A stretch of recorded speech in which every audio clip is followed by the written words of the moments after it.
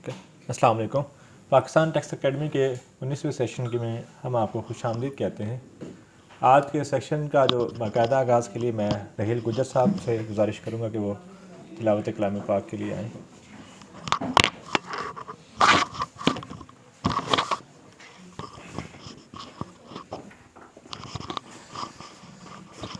बिस्मिल्लाहिर्रहमानिर्रहीम। इन्ना आतईना कल कौसर फसल्लि लिरब्बिका वनहर इन्ना शानियका हुवल अब्तर। सदक़ल्लाहुल अज़ीम।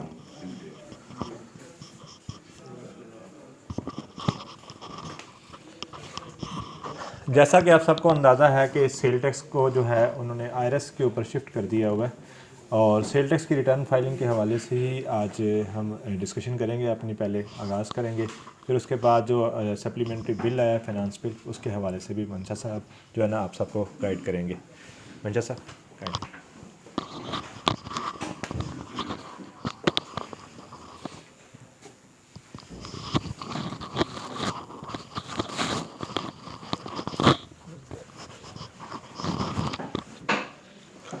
Bismillahirrahmanirrahim. Honorable member of bars and our colleagues, अस्सलाम वालेकुम। आज का हमारा टॉपिक जो है वो filing of federal and provincial sale tax return है, क्योंकि पहले हर स्टैचू में अपनी अपनी प्रोसीजर था। जैसे सेल टैक्स एक्ट 1990 है तो उसमें रिटर्न फाइलिंग करने का अपना तरीक़ेकार था, मैनुअल और बाद में ऑनलाइन फाइल करनी थी। इसी तरह फेडरल एक्साइज और सेल टैक्स का इकट्ठा था, और जबकि जो प्रोविंशियल सेल टैक्स रिटर्न है वो सबकी अपनी अपनी थी। पंजाब की अपनी थी, PRA Punjab sale tax and service act 1912, उसमें अपना प्रोसीजर था। सिंध की अपनी थी, बलूचिस्तान की अपनी थी, और KP के अपनी थी, और इसी तरह इस्लामाबाद की, बाकी आज़ाद कश्मीर और बाकी की रहती थी। तो अब उसमें काफ़ी सारी कम्प्लिकेशन थी, टैक्स पेयर के लिए भी और गवर्नमेंट के लिए भी। तो इसलिए उन्होंने इस पे सोचा कि कंसोलिडेटेड रिटर्न हो, तो जिसमें फेडरल रिटर्न्स भी हों, सेल टैक्स एक्ट 1990 की भी हो, साथ ही फिर जो इस्लामाबाद टेरिटरी वाला लॉ है सेल टैक्स एंड सर्विसेज उसकी भी हो, पंजाब की भी हो, सिंध की भी हो, जितने प्रोविंशियल हैं सब की कंसोलिडेटेड रिटर्न हो। तो उससे फिर होगा कि जो रेवेन्यू कलेक्शन होगी, फिर एक तो रिकॉन्सिलेशन इंटीग्रेशन भी होगी कि टोटल सेल सर्विसेज की सेल भी, गुड्स की सेल भी, सारी को कंसोलिडेट किया जा सकता है, और रेवेन्यू को टोटल वैल्यू में भी देखा जा सकता है कितना। पहले अलग-अलग थे तो प्रोविंशियल का फेडरेशन को पता नहीं था, फेडरेशन का प्रोविंस को पता नहीं था, तो इसलिए उस पर अब कंसोलिडेटेड ड्राफ्ट जो रिटर्न है वो उसको हम आज रिव्यू करेंगे। और ऑनलाइन फाइलिंग का तरीक़ेकार क्या है, लेक्चर क्या है, किस तरह फिल करनी है, तो इनवाइसिंग मैनेजमेंट के लिए उन्होंने अलहदा टैब दिया है, तो उसको हम देखेंगे। उससे पहले हम देखते हैं कि रेलेवेंट प्रोविजन जो रिटर्न के वो कौन से हैं। तो पहले उसको एक समरली रिव्यू करेंगे। रिव्यू करने के बाद फिर हम ऑनलाइन फाइलिंग का सारा स्ट्रक्चर देखेंगे कि उसमें रिटर्न जो कंसोलिडेटेड रिटर्न है उसके कंटेंट्स क्या हैं, और उसमें फिर एनेक्चर क्या है, और किस चीज़ को डील करते हैं, और किस तरह हमने उनको फिल करना है। तो सबसे पहले हम देखते हैं कि डेफिनेशन में आए तो ड्यू डेट इम्पॉर्टेंट है। तो 2016 फाइनेंस एक्ट के तहत ड्यू डेट को चेंज किया गया। पहले ड्यू डेट में रिटर्न की ड्यू डेट होती थी, फिर 2016 में real time invoicing system introduce हुआ, जिसमें उन्होंने कहा आप रिटर्न की बजाय बोर्ड प्रेस्क्राइब कर सकता है डिफरेंट डेट डिफरेंट पार्ट में रिटर्न दी जा सकती है। टोटल रिटर्न के डिफरेंट पार्ट बना के डिफरेंट पार्ट के लिए डिफरेंट डेट हो सकती हैं। तो इसीलिए हर एनेक्चर की भी डेट डिफरेंट हो सकती है। तो इसलिए एनेक्चर C जो है उसकी डेट 10 उन्होंने प्रेस्क्राइब की कि 10 से पहले आप उसको फाइल कर दें, ताकि जो सप्लायर फिल करके फाइल करेगा, सेलर या सेलर कह लें, सप्लायर कह लें, तो क्योंकि जो परचेजर है उसने उसका इनपुट क्लेम करना है, तो रिटर्न वो फाइल करेगा तो वो पोर्टल पे आ जाएगी, और फिर जो कॉरस्पॉन्डिंग परचेजर है वो उसको आप डाउनलोड करके उसका क्लेम कर लेगा। तो उसको फिर वो डाउनलोड करके फिल कर लेगा अपना एनेक्चर A जो है। इस तरह इंपोर्ट की, एक्सपोर्ट की, वो वाली भी डायरेक्ट डाउनलोडिंग थी। तो उसके लिए 2000 उन्होंने कहा कि अब IRS सिस्टम जो है या FBR खुद ही वेरीफाई करेगा कि जो जिसका इनपुट क्लेम कौन कर सकता है। जब सेल करेगा तो आप आगे फिर जिसने परचेज की है आपने वो सेलर की सप्लायर की क्लेम करनी है, वो एक्टिव है, इनएक्टिव है, अनरजिस्टर्ड है, क्या चीज़ें, तो खुद ही FBR को उसको असेस कर लेगा कि किसका इनपुट देना है किसका नहीं देना। तो वो आप डाउनलोड वही verify, real time invoicing verification में ये था कि FBR खुद ही वेरीफाई कर लेगा। बाद में नहीं होगा कि ये ब्लैकलिस्ट था या इनएक्टिव था या क्या था तो आपने क्लेम कर लिया। तो सारी रिस्पॉन्सिबिलिटी FBR ने खुद ऑनलाइन वेरिफिकेशन की ले ली। तो उन्होंने कहा कि डिफरेंट पार्ट डिफरेंट तरीक़ों से आप डिफरेंट टाइमिंग उसके लिए दे दी। तो अब हम देखते हैं ड्यू डेट इसमें चेंज किया उन्होंने, उनके in relation to furnishing of return under section 26 means the 15th day of month following the end of tax period or such other date as the board may by notification in the official gazette specify, and different date may be specified for furnishing of different part or annexure of the return। ये change की उन्होंने कहा एक तो return की 15 तक आपने file करनी, जो मंथ एंड होगा उसके बाद जो 15 होगा उसको 15 डे तक आपने रिटर्न फाइल करनी। फर्दर उन्होंने कहा इसमें कोई अमेंडमेंट चेंज करनी है तो FBR through notification in the official gazette तो वो डेटें कर सकता है। वो आगे हम रूल 18 है उसमें देखेंगे, डिफरेंट डेटें हैं डिफरेंट नेक्चर की या डिफरेंट सेक्टर की या लोगों की, तो उसके मुताबिक फिर उसने फाइल करना होगी। तो यहाँ बेसिकली ये था कि डिफरेंट नेक्चर की यहाँ स्टैच्यू में चेंज की ताकि उसके मुताबिक FBR फिर नोटिफिकेशन कर सके कि कौन से नेक्चर की या किसकी रखनी है। बाकी ओवरऑल रिटर्न की 15 होगी, 15 या ऑनवर्ड जो भी जब तक आपने फाइल करनी है। तो बाकी डिफरेंट नेक्चर की डिफरेंट डेट दी। नेक्चर C की वहाँ डेट 10 दी है, हम आगे पढ़ेंगे तो उसमें हम देख लेंगे कि 10 तक आप उसको फाइल करना है। आम जनरल जो रिटर्न है आपने 15 तक आपने पेमेंट करनी, 18 तक आपने फाइल करनी। वो हम डेटें देख लेंगे आगे। जो है रूल है जो 18 है सेल टैक्स रूल 2006 जो है उसमें वो गिवन है। तो इसके बाद रिटर्न की भी डेफिनेशन है। तो मोस्ट इम्पॉर्टेंट ये था, तो इसको हमने देख लिया। तो अब रिटर्न जो है, रिटर्न के जो सेक्शंस हैं वो 26 से लेके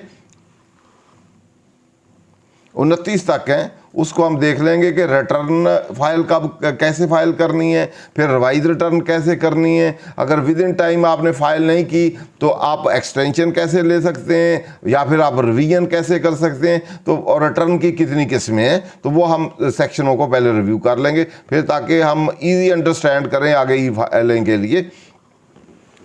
तो 26 सेक्शन है, 26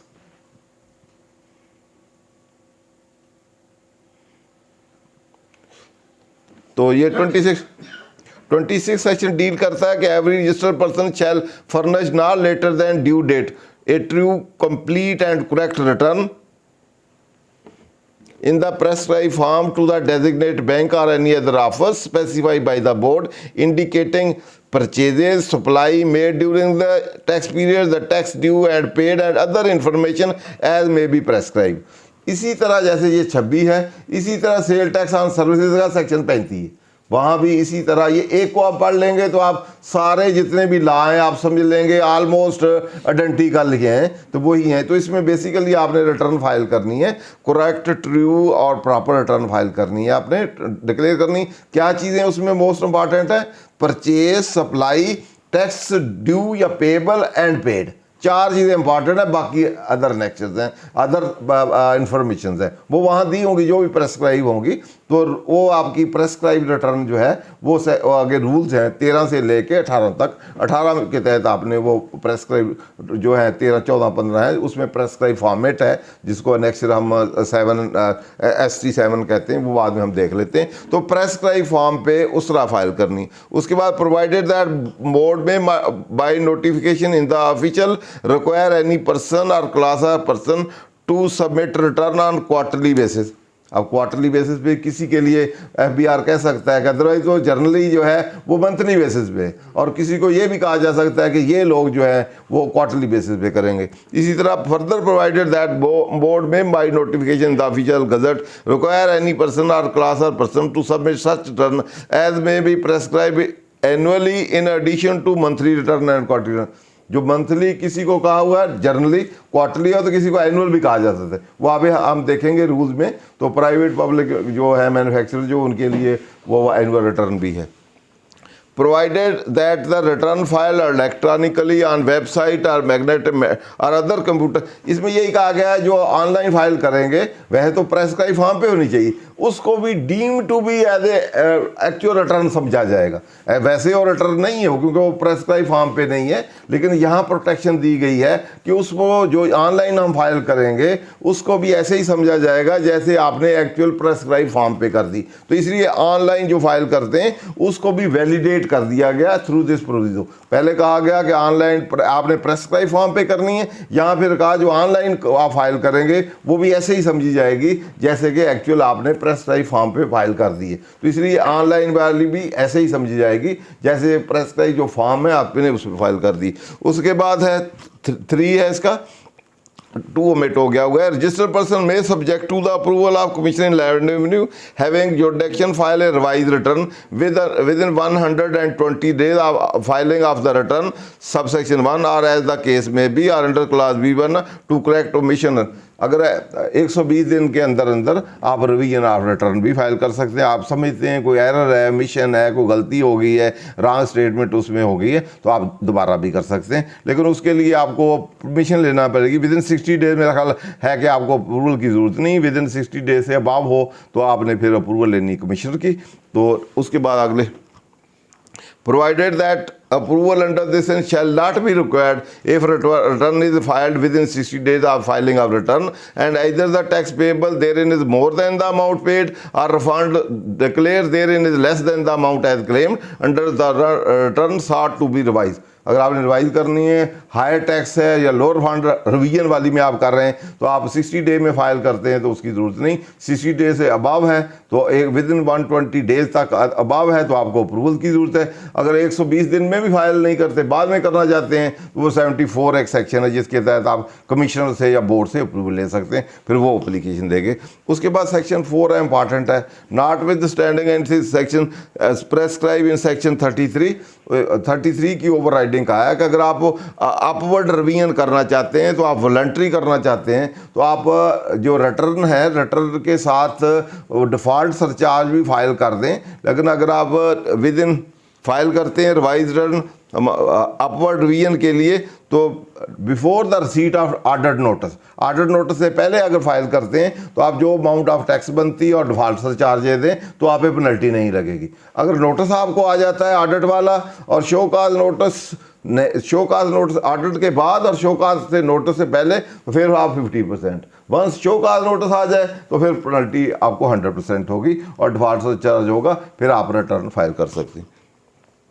ये सारे उसी के। अगर 5 पे आ जाएं, द बोर्ड में by notification in the official gazette require any person और class of person for any such description class of person summary detail particular pertaining to import purchase supply during the tax period or period in such format as may be prescribed। कोई special चीज़ों के लिए अलहदा भी board कह सकता है कि इस तरह की कोई स्पेशल आप रिटर्न दें जिसमें ये इंपोर्ट की चीज़ें परचेज की या सप्लाई हो किसी स्पेसिफिक पीरियड के लिए, या ज़्यादा पीरियड के लिए या कम पीरियड के लिए। नेक्स्ट ये एक्सटेंशन ऑफ फाइलिंग और रिटर्न है। जैसे उधर सेक्शन 119 है इनकम टैक्स, उसी की कॉपी है कि आप कमिश्नर को एप्लीकेशन दे दें विद इन टाइम। जो ड्यू डेट है 15 ड्यू है उससे पहले आप एप्लीकेशन दे दें कि मुझे ड्यू टू वही सिकनेस और आउट ऑफ पाकिस्तान है जो और कोई रीजनेबल सरकमस्टांसेस हैं तो आप उसको बता दें तो वो आपको एक्सटेंशन दे सकता है। 15 दिन की कमिश्नर पहले दे सकता है पहली एप्लीकेशन के।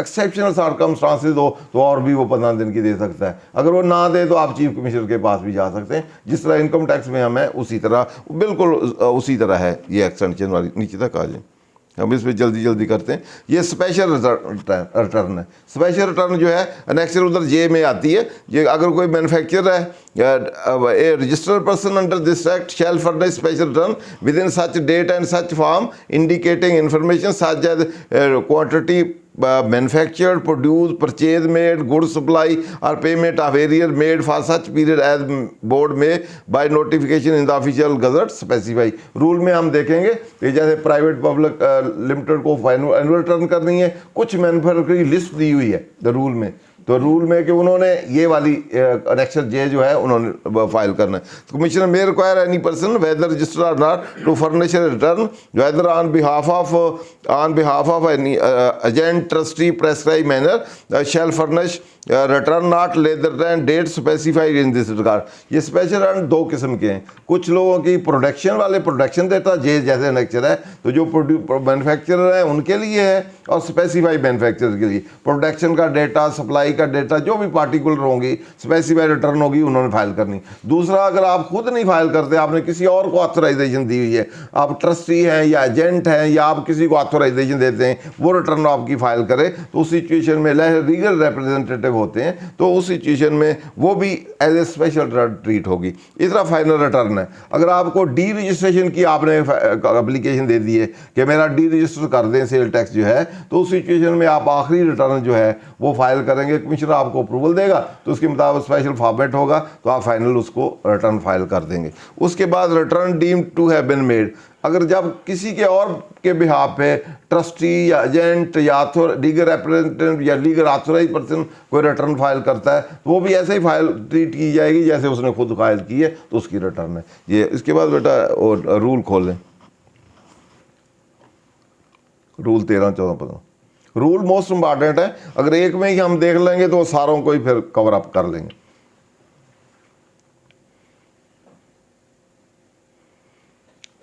उसमें डेटें, चीज़ें, एक्सटेंशन, सारी चीज़ें डेटे हैं, ताकि हमें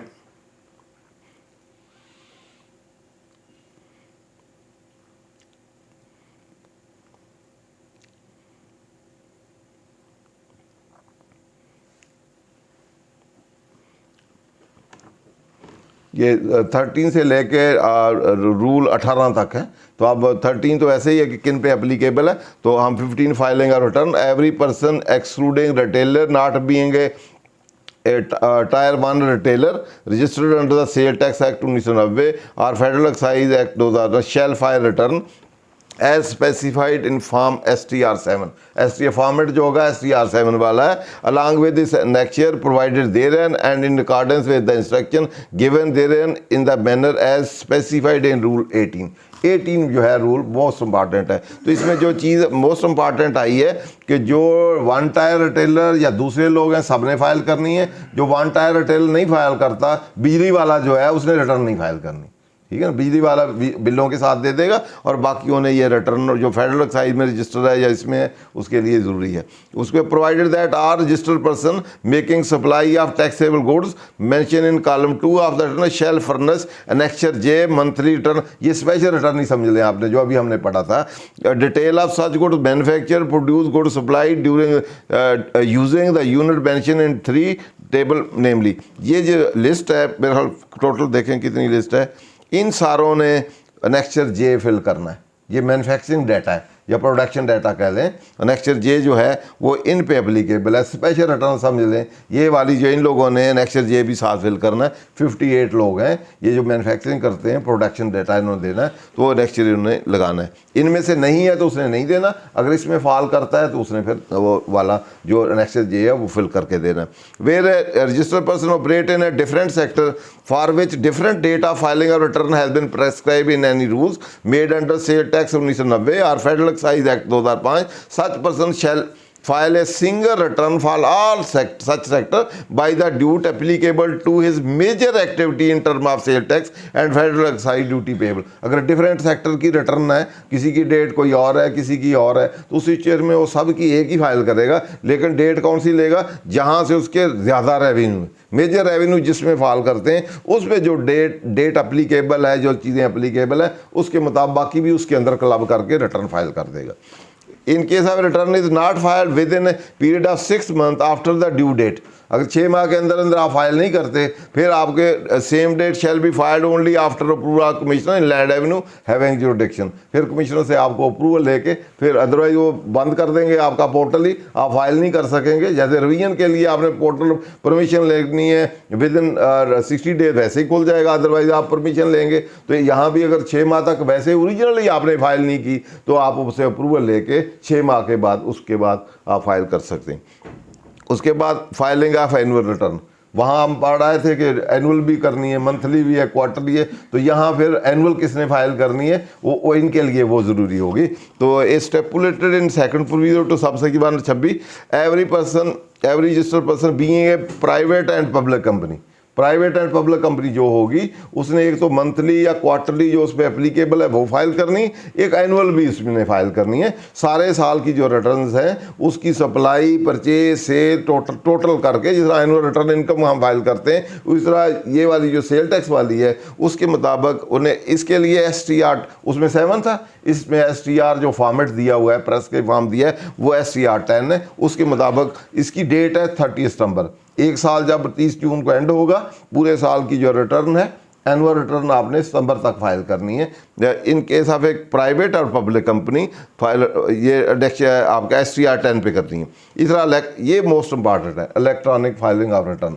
तो ये इलेक्ट्रॉनिक जो हम फाइल करते हैं जिसको हमने देखना है, इसके मुताबिक every required to file return और स्टेटमेंट प्रेस्क्राइब्ड सेक्शन 27 और notification issue there and file such return as the case may be statement electronically in the manner as prescribed by the through general order, provided that person failed to file relevant data information applicable of sale tax next year, there in case such return shall be treated as invalid। अगर electronically जो next sector है जो उनकी डेटें हैं वो file नहीं करेंगे तो इनवैलिड ट्रीट होंगी। Electronic designated change request form and finally made available web portal board shall be deem as a prescribe. वहाँ भी कहा था कि जो आपने रिटर्न ऑनलाइन फाइल करनी है that will be treated as a deem to be actual return. तो यहाँ भी उसी तरह है। तो बाकी ये डिफरेंट डेबिट क्रेडिट नोट है, तो उसी तरह फाइलिंग जो हमने करनी है। अब हम देख लेते हैं सेल टैक्स वाला, सेल टैक्स ऑन सर्विसेज। उसके रेलेवेंट सेक्शन जो है 35 है, 36 है, 37। ये भी ऑलमोस्ट जो हमने ऑलरेडी 26 सेल टैक्स एक्ट 1990 के जो सेक्शन देखे हैं 26, 7, 8, 29 तक, इसी तरह sale tax on services act 2000 जो 12 है पंजाब का, उसमें भी ये 35 ऑनवर्ड उसी तरह ही है बेटा। ये स्पेशल रिटर्न भी उसी तरह है। इसमें वो क्योंकि सर्विसेज में मैन्युफैक्चरिंग नहीं है, यहाँ एजेंट, ट्रस्टी और ऑथराइज रिप्रेजेंटेटिव वाली उसी तरह ही है। उसके बाद फाइनल रिटर्न जहाँ डी रजिस्ट्रेशन हो, पहले हमने उसमें भी डिस्कस किया है, उसी तरह है। डीमिंग की भी उसी तरह है। इसके रूल खोलेंगे। इसमें डेट जो है 15 है, वहाँ 15, वहाँ वो 18 बेटा खोलें थोड़ा।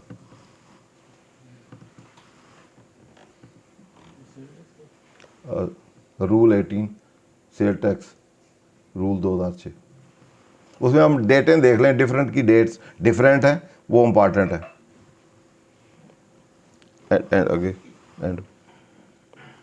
एंड नीचे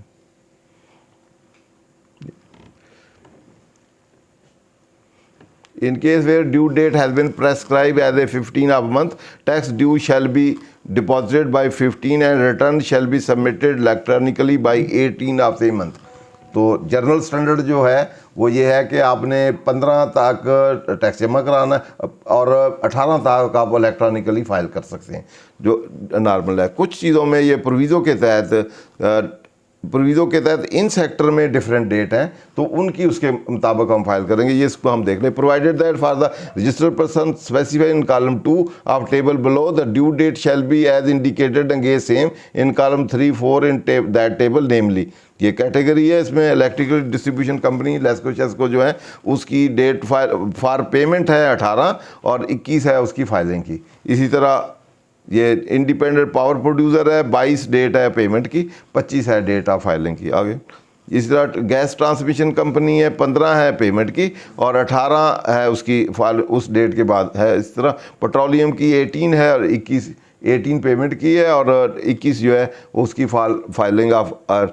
CNG डीलर्स क्वार्टरली है, इसकी 15 तक जमा कराने पैसे डिपॉजिट है और 18 तक जमा उसके फाइलिंग की डेट है। ब्रिक्स जो कि फिक्स टैक्स देते हैं उन्हें 15 डेज तक इनके डिपॉजिट कराना है और 18 तक उन्होंने फाइल करना है। ये डेट है। तो जो आगे में तो इस तरह फेडरल एक्साइज है, उसका सेक्शन 14 है। तो sale tax on services act, तो बेटा ये दरवाज़ा खोल लें, चेयर ले लें।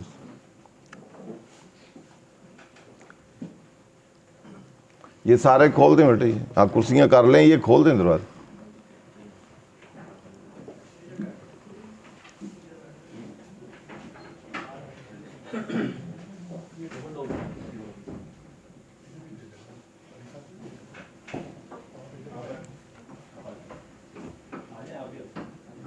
ये जिस तरह हमने sale tax rules, income cell tax act, cell tax 1990 वाले रूल देखे हैं, सेल टैक्स रूल्स 2006, इसी तरह सेल टैक्स ऑन सर्विसेज के इंडिपेंडेंट PRA ने जो रूल प्रेस्क्राइब हैं वो भी ऑलमोस्ट उसी तरह ही हैं। तो इसमें वे फाइलिंग ऑफ रिटर्न है, मैनुअल है, उसी तरह इलेक्ट्रॉनिक फाइलिंग है। तो इसमें डेट 15 है। प्रोसीजर, इसमें प्रोसीजर ऑफ ई फाइलिंग बिल्कुल जैसे है उसी तरह ही सारा दिया हुआ है, यहाँ से आप देख सकते हैं। कंप्लीशन आप पहले फिल करना है, फाइल करना है और अपना लॉगिन होना है, सारे प्रोसीजर इसमें दिया हुआ है। यहाँ से आप इसके भी रूल देख सकते हैं। तो जी बेटा, अमेंडमेंट CPR है तो उसमें अमेंडमेंट कैसे करनी है वो इसमें उसका भी प्रोसीजर गिवन है। उसके बाद आपका एक्नॉलेजमेंट ऑफ फाइलिंग है, जो आप ऑनलाइन अभी हम फाइल करेंगे। तो इसमें ये रूल्स हैं sale tax on services act 2012 के जो रूल्स प्रेस्क्राइब हैं अथॉरिटी में, उसमें पूरा ई फाइलिंग का प्रोसीजर दिया हुआ है स्टेप बाय स्टेप। तो इसको आप देख सकते हैं। तो उसको व्हाट्सएप पेमेंट है, एविडेंस ऑफ पेमेंट इनवॉइस या बिल है। तो इसके बाद रिवीजन के भी आगे पूरे दिए हुए हैं कि रिवीजन आपने करनी है तो किस तरह। तो अब हम इसी तरह फेडरल एक्साइज जो है उसमें सेक्शन 4 है, वो भी इसी तरह ही। बाकी जितने Sindh board of revenue act है या बलूचिस्तान है, KPK है, या बाकी फेडरल इस्लामाबाद वहाँ की सेल टैक्स ऑन सर्विसेज है, या कश्मीर जम्मू कश्मीर वाला है, आज़ाद जम्मू कश्मीर वाला, या गिलगित वो भी उसी तरह ही है। तो एक दोनों को हम इन प्रोविजन को देख लें, उनको देख लें तो वो एट पार ही हैं, एट पैरामीट्री हैं, सारे एक जैसे ही हैं। तो उसके मुताबिक तो अब हम देख लेते हैं कि अब जो कंसोलिडेटेड फेडरल और प्रोविंशियल रिटर्न जो है ई फाइलिंग है, उसको हम देख लेते हैं कि उसको पहले लॉग इन करेंगे जैसे आप पहले करते थे।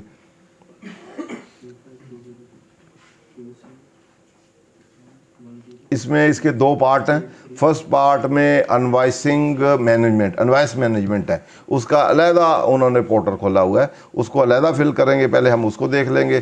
फिर पहले की तरह वो रिटर्न है, उसके एनेक्चर हैं, एनेक्चर A है, B है, C है, D है, E F G H P तक हैं डिफरेंट। तो डिफरेंट को हम देख लेंगे कि कौन सा किस तरह फिल करना है, किस चीज़ से वो डील करता है। ये इस साइड पे ये डिक्लेरेशन से हम रिटर्न में जाएंगे और अनवाइस मैनेजमेंट से हम अनवाइस की जो फिलिंग है वो यहाँ से हम जा सकते हैं। तो पहले उसको खोल लेंगे। जी बेटा,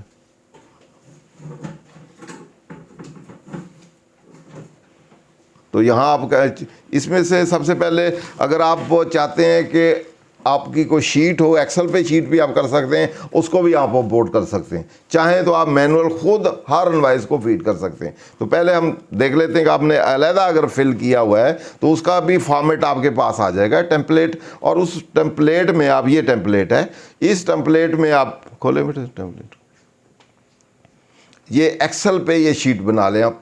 तो अलहदा अपने कंप्यूटर में जहाँ मर्जी इसको रख लें। इसमें सबसे पहले रजिस्ट्रेशन नंबर है, ये फिर ये पहले बायर के पार्टिकुलर्स हैं, फिर रिकॉर्ड के हैं, फिर आगे डॉक्यूमेंट्स हैं।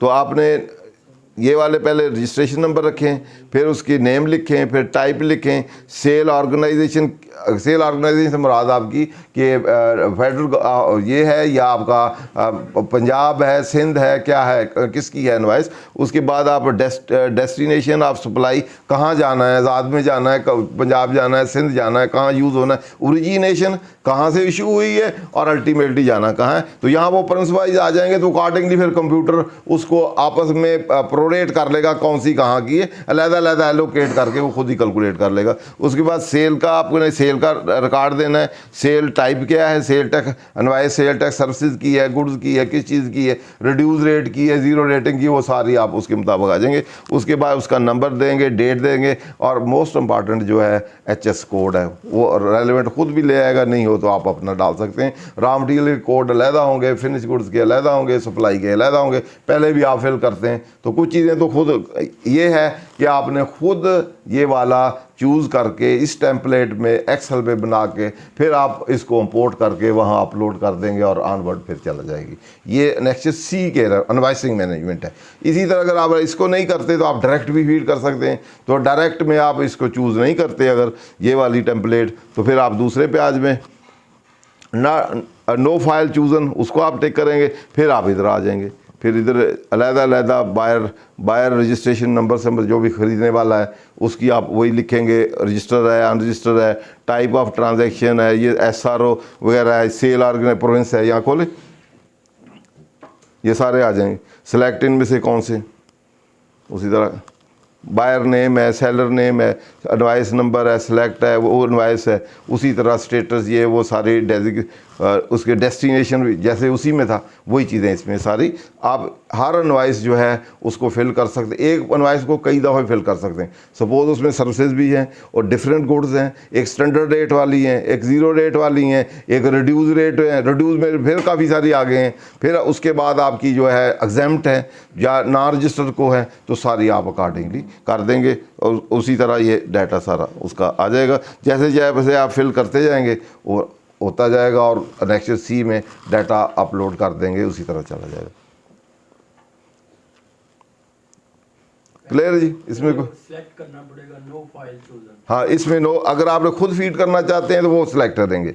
अगर आप चाहते हैं कि शीट आपके कंप्यूटर पे बनाई हुई है तो वो फिर वो इसको फाइल ये आप चूज़ फाइल करेंगे और इसको डाउनलोड करेंगे।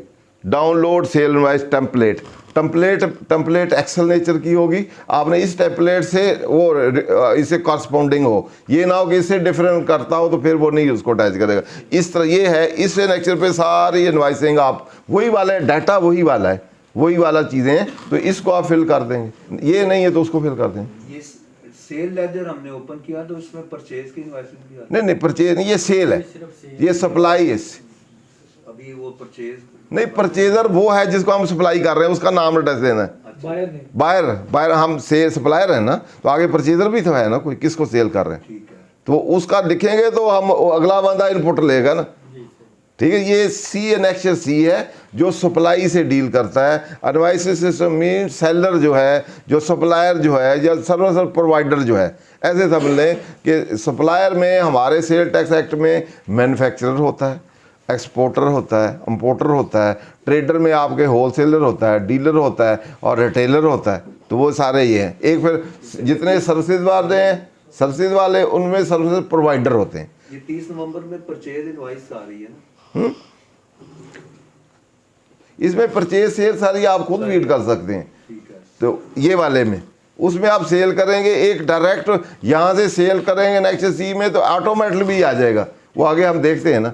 यहाँ इनवॉइसिंग आप परचेजर तो परचेजर वाले ने तो खुद फीड वही कर सकता है ना, तो यहाँ खुद भी अपलोड कर सकता है। तो ये टोटल इनवॉइसिंग सिस्टम है। ठीक है, उधर आ जाए।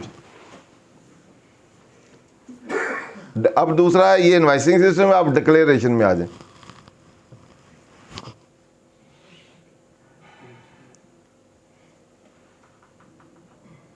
इसमें परचेज सारी इनवॉइस, परचेज सेल सारी आप फीड कर सकते हैं। ये मैनुअल फीडिंग है, ये समझ लें। ठीक है, वो वाला चूज करना है तो वो टेम्पलेट है, वो बना के उधर से आप दे सकते हैं। अब यहाँ से फिर वो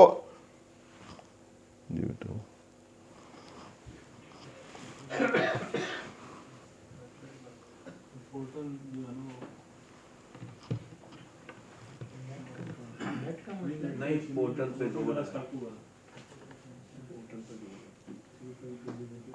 ये एक अलहदा टेम्पलेट जो खोली गई है, ये इनवॉइसिंग मैनेजमेंट है। इसमें सेल परचेज सारी इनवॉइसिंग हो सकती है। वो आप खुद भी फाइल ओरिजिनेट कर सकते हैं, सप्लाई की अलहदा कर लें, सर्विसेज की अलहदा कर लें, या एक उसी कर दें परचेज सेल की। इसमें कंप्यूटर खुद ही सॉर्ट आउट कर लेगा। जो आगे फिर नेक्स्ट A B है, C आगे है, उसमें अलहदा अलहदा ले जाएगा। ठीक है, खोल गया बेटा। ये डिक्लेरेशन पे हम जाएंगे तो डिक्लेरेशन में ये बाकी जैसे हम ये return income tax return file करते हैं तो ये स्टेटमेंटें फाइल करते हैं, तो यहाँ भी उन्होंने इसका टैब दे दिया है। यहाँ ये 26(1) सेल टैक्स, यहाँ इसमें कंसोलिडेट है, इसके तहत इसको नल फाइल करनी है तो ये है, अदरवाइज ये है। तो इसको खोलें बेटा। तो रिवाइज रिटर्न वाला वो अभी तक नहीं आया है, ये अभी है। तो इसमें सबसे पहले आप पीरियड लिखेंगे, फिर इसमें मंथ लिखेंगे किस माह की फाइल करनी।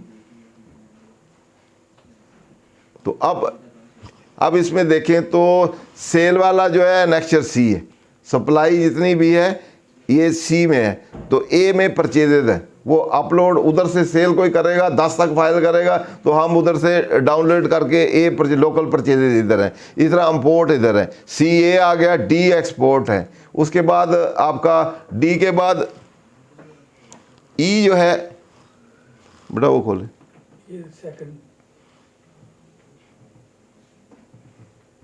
ई जो है फेडरल एक्साइज है, समझ ले। ए है आपका लोकल परचेजेस, बी है इम्पोर्ट, सी है सप्लाई और डी है लोकल सप्लाई और डी है आपका एक्सपोर्ट, और डी के बाद आपका ई है, ही है फेडरल एक्साइज की अलग खुल जाएगी, और ई के बाद एफ है कैरी फॉरवर्ड और क्रेडिट बैलेंस, और ई के उसके बाद जी जो है एरियर है, इसके बाद फिर आपका एच जो है स्टॉक स्टेटमेंट है, उसके बाद वो स्पेशल रिटर्न हमने डिस्कस की थी कि जिसकी मैन्युफैक्चरर है तो उसके लिए जिस मैन्युफैक्चरर ने अपनी प्रोडक्शन का डेटा देना है तो वो प्रोडक्शन वाला है। इसी तरह मिनिमम वाला जो है मिनिमम टैक्सेशन भी है इसमें, जो कि स्टील सेक्टर है, इसमें सेक्शन जो है 3 का 9AA है और 13 शेड्यूल है, उसके तहत वर्किंग जो होगी वो मिनिमम इलेक्ट्रिसिटी बेस पे होगा तो वो इसके तहत होगा। इसी तरह उसके बाद पेमेंट वेरिफिकेशन और आगे, तो ये वाला एक डिस्ट्रीब्यूशन वाला है, ये भी खोल के दिखाएं बेटा, फिर एक एक को हम करके देखते हैं।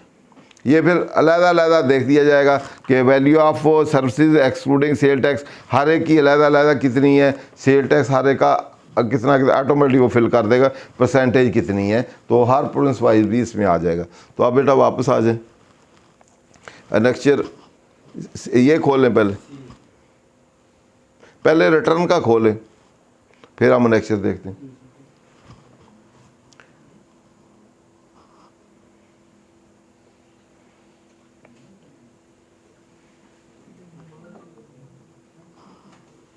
पहले हम रिटर्न का फॉर्मेट देखते हैं, तो फिर annexure A B C D E F G H and तक उसको कैसे फिल करना है, क्या करना है, फिर वो देख लो जी बेटा।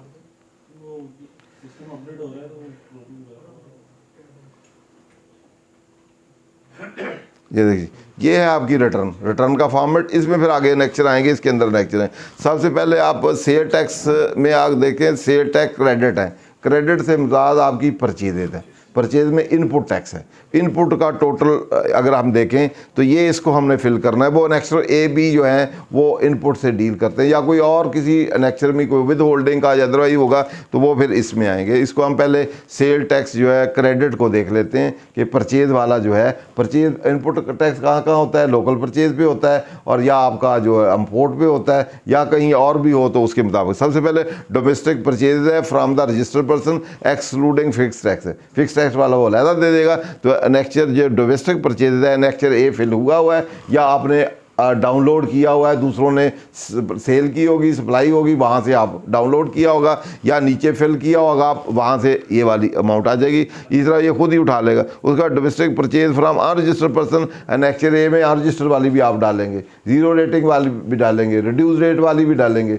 फिक्स वाली भी डालेंगे और मिनिमम वाली भी सारी डालेंगे। उसमें से नेक्स्ट में से ये चीज़ें ये यहाँ उठा। इसी तरह import excluding fix asset including value addition tax on the commercial importer, next B में आपने फिल किया होगा, वहाँ से जितनी इंपोर्ट की हैं इसमें कमर्शियल वाली भी, जो वैल्यू एडिशन वाली वो भी और दूसरी भी, और कैपिटल गुड्स जो है फिक्स एसेट आपने को खरीदे हैं तो उसके लिए अलहदा कॉलम दे दिया हमने।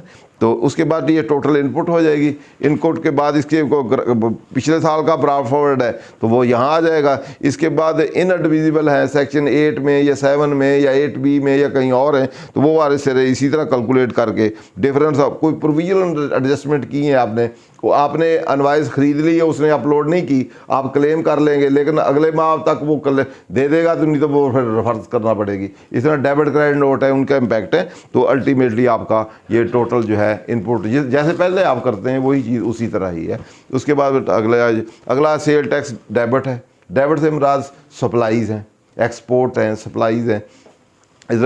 इसके बाद गुड्स सर्विसेज, इसमें देखें पहली वाले में सिर्फ गुड्स थी, अब इसमें दोनों में गुड्स और सर्विसेज आ रही हैं। यहाँ गुड्स है, ये सर्विसेज है, नेक्स्ट सी है। गुड्स और सप्लाई एट रिड्यूस रेट वाली इसमें। इसी तरह एक्सपोर्ट जो है इसमें, सप्लाई या ब्रिक्स जो है वो फिक्स टैक्स लगेगा वो इसमें। इस तरह गैस वाले जो है इसमें। इस तरह अनवर्ड ये टोटल के टोटल ये आउटपुट टोटल टैक्स है। इसके बाद विद होल्ड ने जो किया है वो उसमें से लेस हो जाएगा। इस तरह बाकी जितनी भी एडजस्ट स्टील सेक्टर वाली या दूसरी एडजस्टमेंट है, इस तरह करके टोटल करके तो टोटल टैक्स जो है आपका आउटपुट बन जाएगा। आउटपुट में से इनपुट लेस करेंगे तो इसी तरह फिर वो ये sale tax arrear including principal default surcharge है, ये फर्दर टैक्स भी आ गया। अगर ऑन रजिस्टर को आप देंगे तो वो फर्दर टैक्स, एक्स्ट्रा टैक्स बिजली वालों पे है।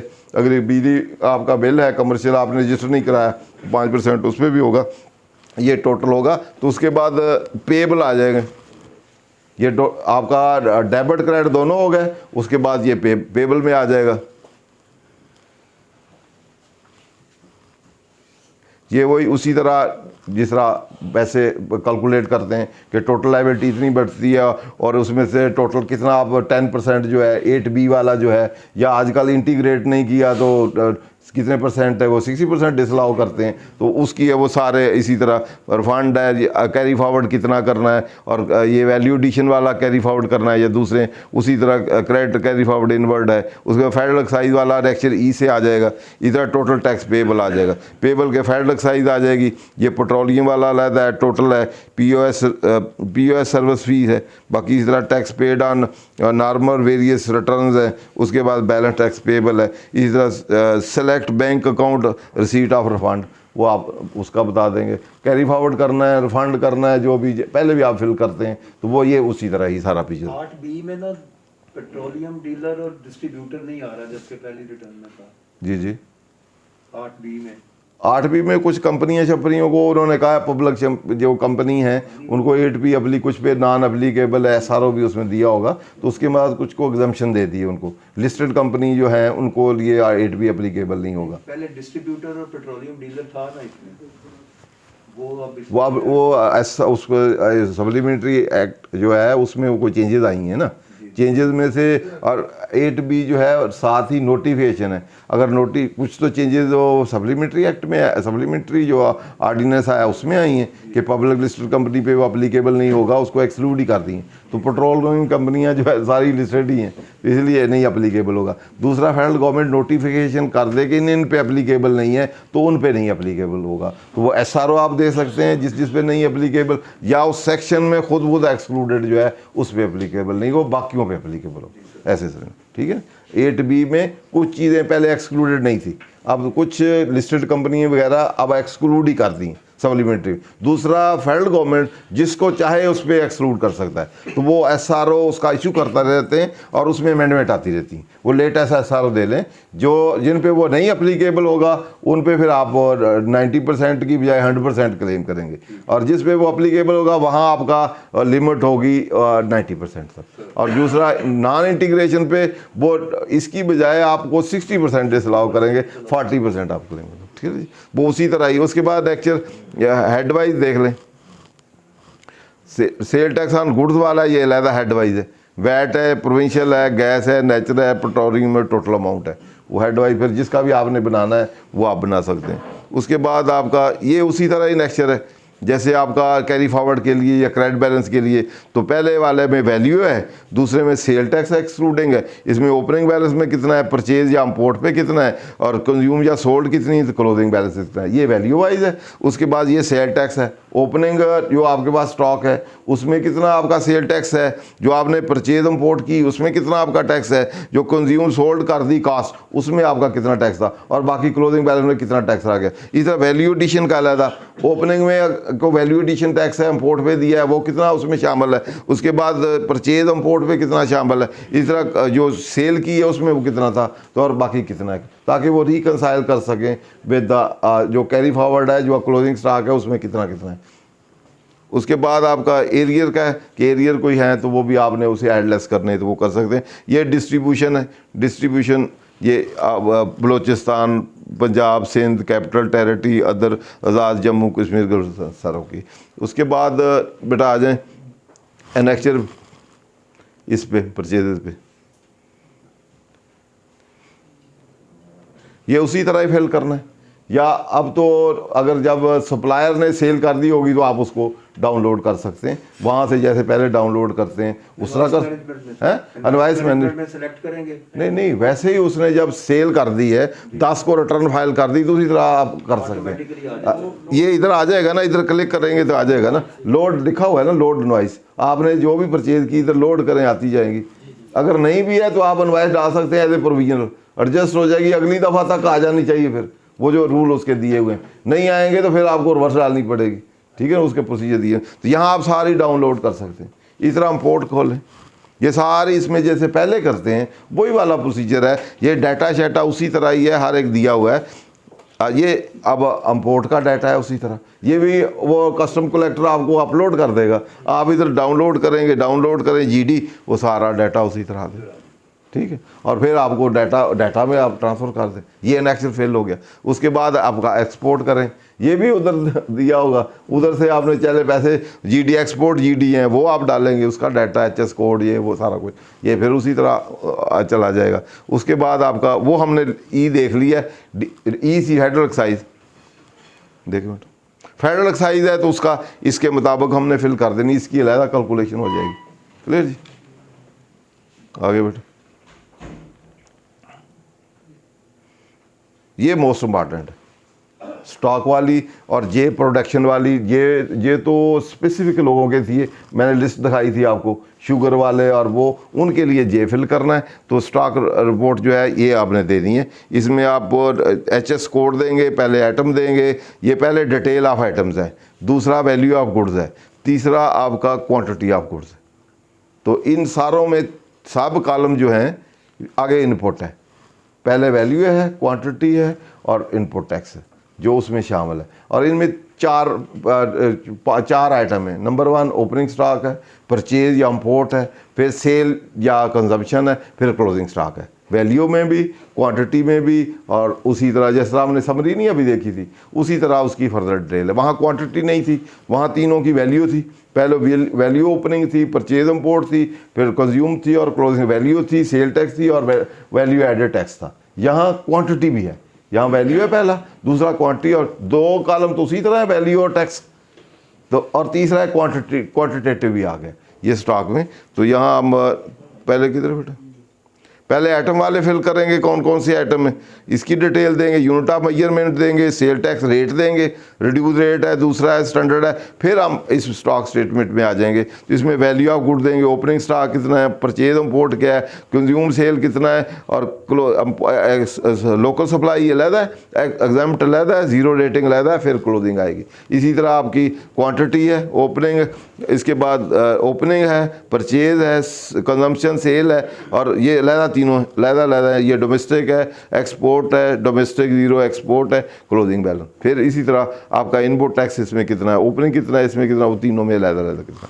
तो ये स्टॉक आप उसी तरह फिल कर देंगे। उसके बाद ये वाला ये है प्रोडक्शन डेटा।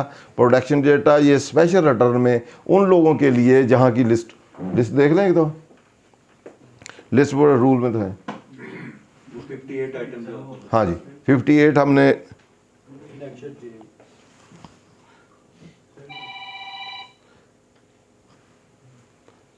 यही बेटा रूल पीछे है, रूल इससे पिछले रूल जो है 14 रूल में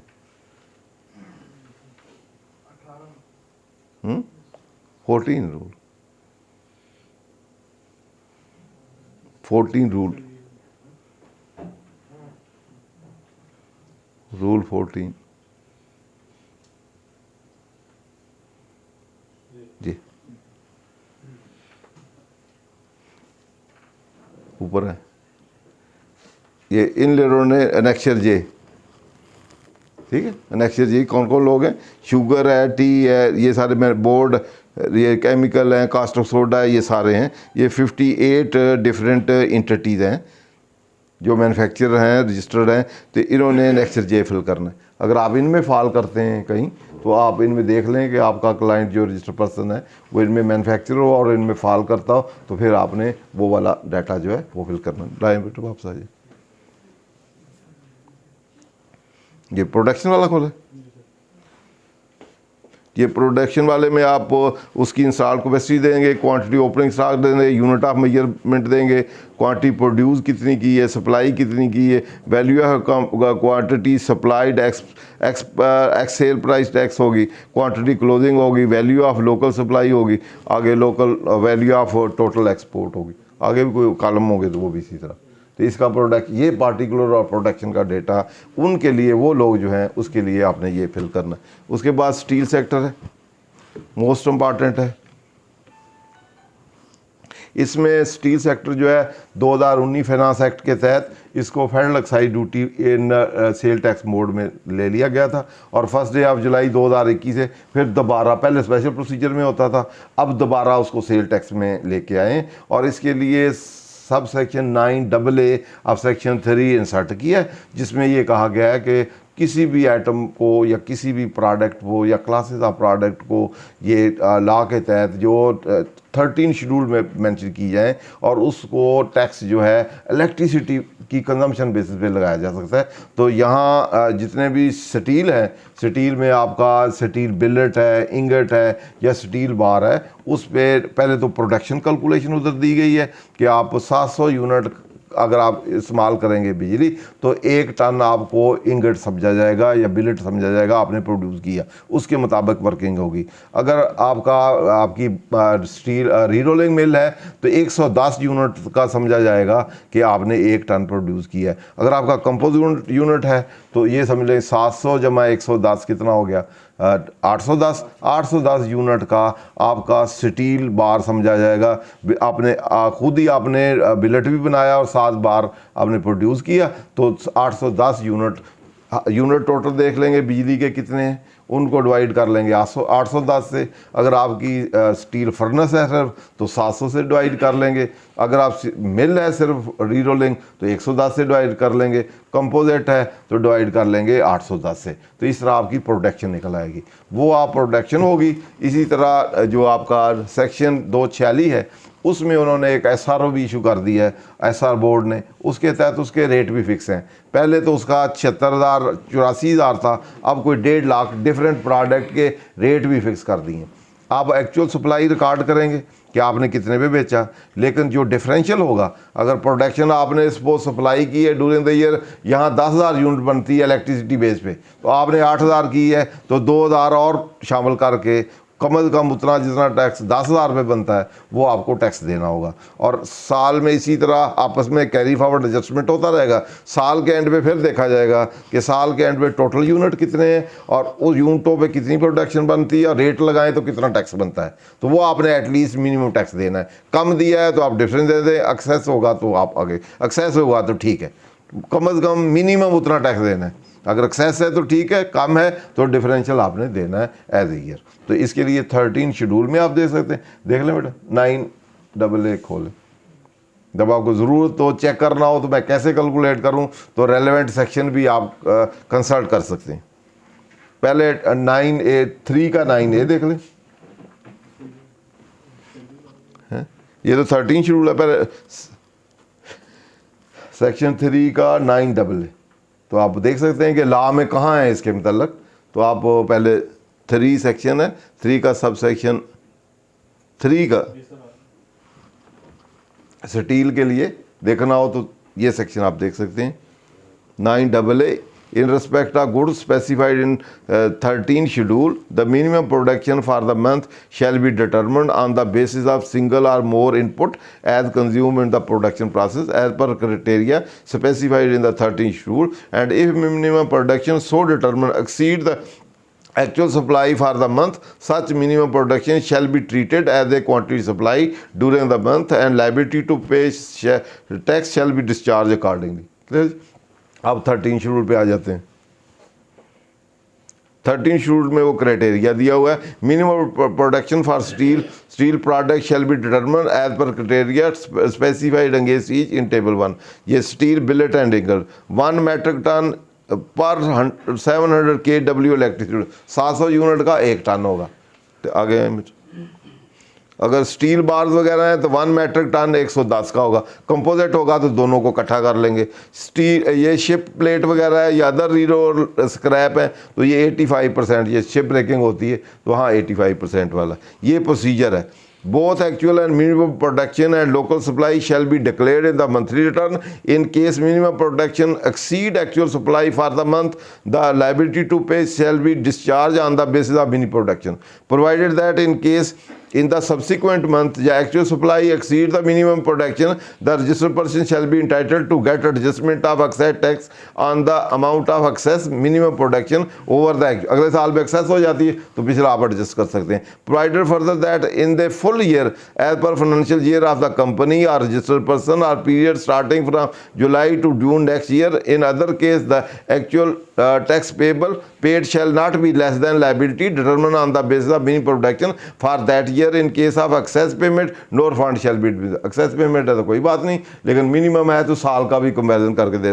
Provided also that in case of ship breaking liability against minimum production actual supply whichever is high shall be divided on monthly basis on the proportionate basis depending on the time required to break the vessel. The payment on the ship break in aforesaid number does not involve ship breaking any liability in respect of item other than ship obtained by ship breaking. Melter reroll बाकी उसी तरह self generator वाले से तो उनका भी उसी तरह कैलकुलेट, अगर अपना खुद उन्होंने पावर हाउस लगाया है तो उसकी भी कैलकुलेशन है, तो उनको इलेक्ट्रिसिटी बेस पे या इस बेस पे उन्होंने जो है टैक्स देना है। तो इसके लिए अनेक्चर कौन सा था, के अनेक्चर था, तो वो अगर स्टील सेक्टर है आपका, स्टील फर्नेस है, री रोलिंग है, तो इस बेसिस पे फिर आपका ये अनेक्चर होगा, अदरवाइज फिर ये अनेक्चर नहीं होगा। नेक्स्ट मिनट आगे पेमेंट है, ये हेड ऑफ अकाउंट है, इसका आप उसे देंगे, अपना चलान बना लेंगे तो उसी जमा करा देंगे। उसके बाद वेरिफिकेशन है, उसी तरह जैसे सेल इनकम टैक्स में, सेल टैक्स में, सब में वेरिफिकेशन पिन कोड जोड़ होता है। अगर कोई मिसिंग चीज़ होगी तो वो पूछ लेगा, आप बता देंगे, फिल कर देंगे, और इस तरह ये आपकी ये इधर लिखा हुआ उसमें, हाँ उसी तरह, उसी दिखा दें उसी तरह बेटा, वो पुराना ही है। और सर जो सीपीआर उसने जमा करवाया पिछले दिन 1000 का 3-4 दिन हो गया, उसका सीपीआर सिस्टम के ऊपर नहीं अभी तक आ रहा। वो तो उनको फॉर्च्यून करें, वो बता देंगे, अपलोड कर देंगे, तो सिस्टम पालना बेटा। सर ये नेक्चर एच है जो ये चाहे जनरल ऑर्डर सप्लायर है या मैन्युफैक्चरर एक्सवाईजेड, ये सबके लिए नेक्चर एक्ट सिर्फ क्या ये किसके लिए है नेक्चर? ये सबके लिए, जे के लिए स्पेसिफाइड है, जे के लिए तो वही कैटेगरी हाँ लिखी हुई है। हाँ, तो एच के लिए क्योंकि स्पेसिफाइड नहीं है कि किसके लिए है, तो स्टॉक स्टेटमेंट सबके लिए, क्योंकि वो उसमें खोलें बेटा, स्टॉक वाला खोलें। पहले अगर किसी के लिए पहले सबके लिए नहीं था तो कुछ है, सेव का बटन दबाते थे तो ये स्टॉक स्टेटमेंट जो है जिनके लिए जरूरी होगा तो वो आपको कहेगा फिल करें, रिटर्न ही नहीं जाती। और सर हम कल रिटर्न ठीक है, अभी तो बेटा ड्राफ्ट है, अभी तो रिव्यू होगा, देखेंगे आगे, अभी तो रिवीजन के दूसरे भी टाइप शेप आएंगे। तो मैं कल फीडिंग कर रहा था, सिस्टम 10% पेएबल नहीं निकालता, अगर कैरी फॉरवर्ड 64% निकाल रहा है जबकि उसकी एक्टिविटी जनरल ऑर्डर सप्लायर है। सिस्टम में मैंने इनवॉइस फीड की है, उसने 10% पेएबल निकालना चाहिए, उसका 64% निकाल रहा है वो जीएसटी का। या आपका वो इंटीग्रेशन वाला तो नहीं, उसमें 60% डिसलॉक, वो नहीं इंटीग्रेशन वाला नहीं, पहले भी रेगुलर सप्लाई होती है, तो उसमें मैसेज ये आ रहा था 64%, वैसे 60 निकाल रहा है। एडजस्टमेंट कितनी कर रहा था इनपुट की, कितने परसेंट एडजस्टमेट करता है? 44% कर रहा था, 44%, 44% एडजस्टमेंट कर रहा था वो। अच्छा, कैरी फॉरवर्ड पड़ा था। अच्छा, उसका 64% वो चलान निकाल रहा था।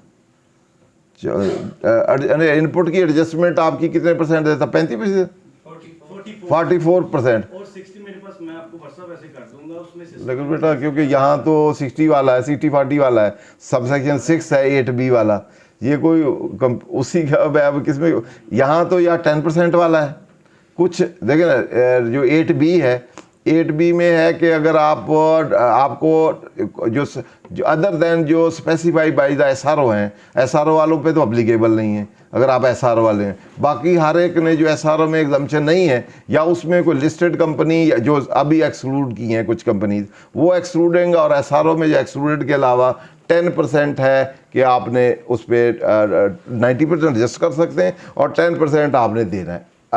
जो आपकी आउटपुट है, आउटपुट का 90% आप इनपुट क्लेम कर सकते हैं। इट मीन डिफरेंशियल जो भी होगा आपने देना है और वो आपका कैरी फॉरवर्ड हो जाएगा, अगले साल हो जाएगा। जो आप इंटीग्रेट नहीं कराते तो उसके लिए सब सेक्शन 6 है, उसमें लिखा हुआ है कि उसका 60% डिसअलाउ होगा, 60% डिसअलाउ होगा, 40% वो क्लेम कर सकता है। तो ये दो उसमें रूल है आपका। 64% निकाल रहे हैं, अभी काम हो रहा है, ठीक हो जाएगा। हाँ हो सकता है, हो जाए, मतलब उसमें कोई सिस्टम फॉल्ट होगा, लॉ ऐसे है। सर चलान जो हम ई पोर्टल के ऊपर से ही बनाएंगे, जो उधर से एक आईआरएस के ऊपर से भी चलान, वो ना हम उधर से चलान ई पोर्टल से, जैसे जहाँ से पहले सेल्स रिटर्न जाती थी, अगर हम उसी लिंक से ऊपर चलान बनाएं तो सिस्टम मैसेज हमें दे जी हमारा चलान इधर से। अभी बेटा अभी डेवलपमेंट स्टेज है ना, हर काम ही आ जाएगा ना। अभी तो वो भी इसको उधर से क्रिएट करेंगे ईएफपीआर से सर, उसी तरह जिस तरह इसमें दिया उसी उसके मुताबिक ही होगा ना, पहले जिस तरह करते हैं। चलान पहले तो सर सेल्स रिटर्न भी ईएफपीआर से जाती थी, आईआरएस से नहीं। अब क्या अब इधर से जाएगी ना, ये जो पोर्टल खुल गया है ना, जैसे इनकम टैक्स रिटर्न जाती है जहाँ से, तो सर चलान हम ईएफपीआर से, तो ईएफपीआर जो उधर से ही आएगी ना, उधर से वो खुद देंगे ना। और सेल टैक्स इसी पोर्टल में सारे चलान होंगे। सर 3-4 दिन हो गए हैं, दो से एक चलान नहीं अपलोड इधर हो रहा है। बेटा ऐसा ऐसा होंगे ना, अभी सारे इंटीग्रेट करने सारे प्रोविंसेस। अब आप उधर का बल्तिस्तान का करें, कश्मीर का करें, या वहाँ की भी रिटर्न फाइल करें, तो या सिंध का करें। पहले सिंध वाला इंटीग्रेटेड नहीं है, अभी उन्होंने अपने लॉ भी बदलने हैं। वहाँ प्रेस्क्राइब्ड रिटर्न तो अभी उनकी अपनी भी है, लेकिन वहाँ रूल शेयर करेंगे, सात सिस्टम से इंटीग्रेट होंगे तो फिर सारे इधर बनना शुरू हो जाएंगे। अम्प्रूवमेंट अभी तो ड्राफ्ट या अम्प्रूवमेंट स्टेज है ना, इनिशियल स्टेज है। अगली या 2-3 रिटर्नें होंगी तो प्रॉपर हो जाएंगी। फिर अनरजिस्टर्ड की जो एंट्री डालनी हो नेचर सी में, वो किस सीएनएसी नंबर हमारे पास नहीं है तो किस बेटा एक तो इसमें हमने शुरू में पढ़ा है, शुरू में देखा है कि एक तो है कि आप शीट में डाल लें, रजिस्टर और अनरजिस्टर दोनों, ठीक है ना। अगर आप उसकी ऑप्शन लेते हैं तो आप एक्सेल की शीट बनाएं और उसको फिर आप इंपोर्ट करके दोबारा दिखा देंगे। सर वो 999 वाले पे आके नहीं है? रिटेल कंज्यूमर की एंड यूजर को दे देते हैं माल। क्या एंड यूजर को जो हमने माल बेचा है, हाँ हाँ, being a distributor and user को बेचा है, तो उसकी एंट्री जो है सारों अनरजिस्टर की भी है, रजिस्टर की भी है, वो दोनों के लिए इनवॉइसिंग सिस्टम है। नहीं, अगर सीएनएसी नहीं है किसी तो इधर है ना, उसके लिए जो भी पार्टिकुलर है।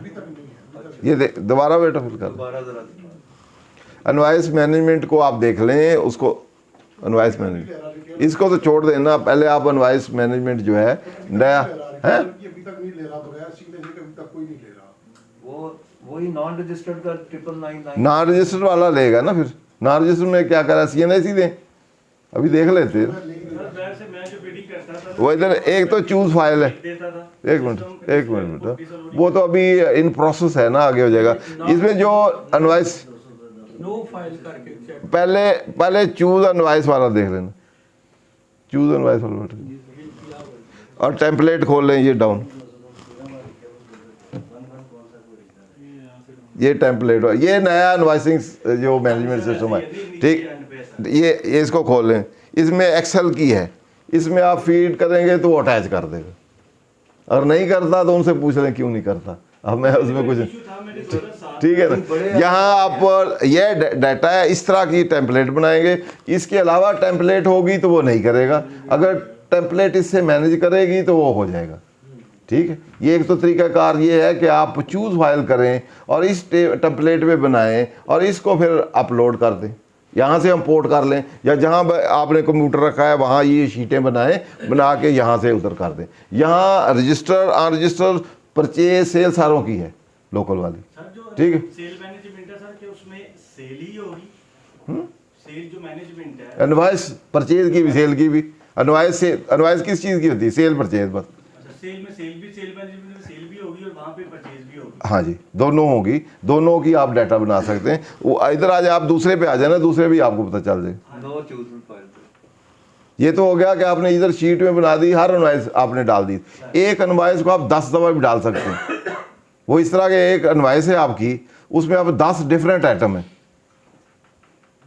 पहले एक इनवाइस दोबारा नहीं आप कर सकते, उसमें सर्विसेज भी हो सकती हैं, गुड्स भी हो सकती हैं, रिड्यूस रेट भी हो सकती हैं, उसमें जीरो रेटेड भी होती हैं, एग्जाम्प्ट भी हो सकती हैं, जैसे रिटेल वाली है। सॉरी सर, वो डुप्लीकेट रिकॉर्ड का मैसेज नहीं देगा आपकी इसमें नहीं देगा ना, इसीलिए इनवाइसिंग मैनेजमेंट यही तो कहा है उन्होंने। डिफरेंट रेट वाले भी अलग-अलग आप फीड कर सकते हैं। ये तो फिर पुराने वाला है, यहाँ डुप्लीकेट को ही तो मैनेज किया है, ठीक है। यहाँ आप एक इनवाइस को कई दफ़ा ऐड कर सकते हैं आइटम वाइज। यहाँ आइटम का रिकॉर्ड, मेजरमेंट का आप कहाँ से आएगा? एक टन में, एक पीसेज में, एक बिजली किसी यूनिट और में, तो यहाँ आप अलग-अलग एक चीज़ क्वांटिटी डिफरेंट हो सकती है मेजरमेंट यूनिट का। तो एक वो डेट टाइम उसके वही होंगे इनवाइस के, बाकी आइटम और ले लेगा।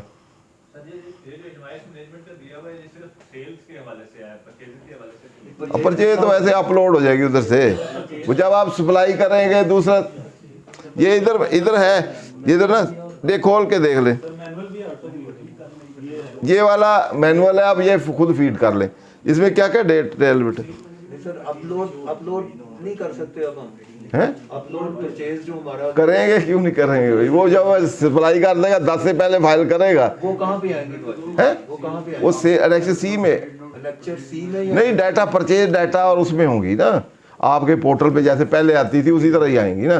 पहले आप डाउनलोड करते हैं ना, जैसे कस्टम वाले अपलोड कर देते हैं तो आपके पास GD वाइज आ जाती हैं, एक्सपोर्ट आ जाती हैं। इस तरह जब आप एनेक्चर सी फाइल कर देंगे 10 से पहले, तो दूसरे जितने भी आपके परचेजर हैं, जितने भी परचेजर हैं, वो उनके पास डाटा आ जाएगा परचेज डाटा में। सेट में आएगा लेक्चर ए में नहीं, एनेक्चर अलहदा परचेज डेटा होता है जहाँ से आप डाउनलोड एनेक्चर ए में करते हैं, ए में ही आ जाता है। ये समझे, आप क्लिक करते हैं 6 माह तक एक इनवाइस आप क्लेम कर सकते हैं, जिसको चाहें आप ठीक कर लें, आपके वो डाटा में पड़ा होगा। पिछले दिनों डबल GD भी हो गया था, वो GD उन्होंने एक दफ़ा डबल अपलोड कर दी, तो उन्होंने फिर डाउनलोड करके क्लेम की, बाद में केसेस भी बने। तो उसी तरह जो इनपुट वाला है रियल टाइम इनवाइसिंग सिस्टम में, जितनी आप 10 तक इसीलिए डेट दी है, जो मैंने पहले ड्यू डेट जो हमने पढ़ी थी 2016 के बाद, तो डिफरेंट नेक्चर के लिए, डिफरेंट पार्ट के लिए डिफरेंट डेट प्रेस्क्राइब की जा सकती है। तो रूल 18 में नेक्चर सी के लिए 10 डेट है कि 10 डेट से आप पहले फाइल करें।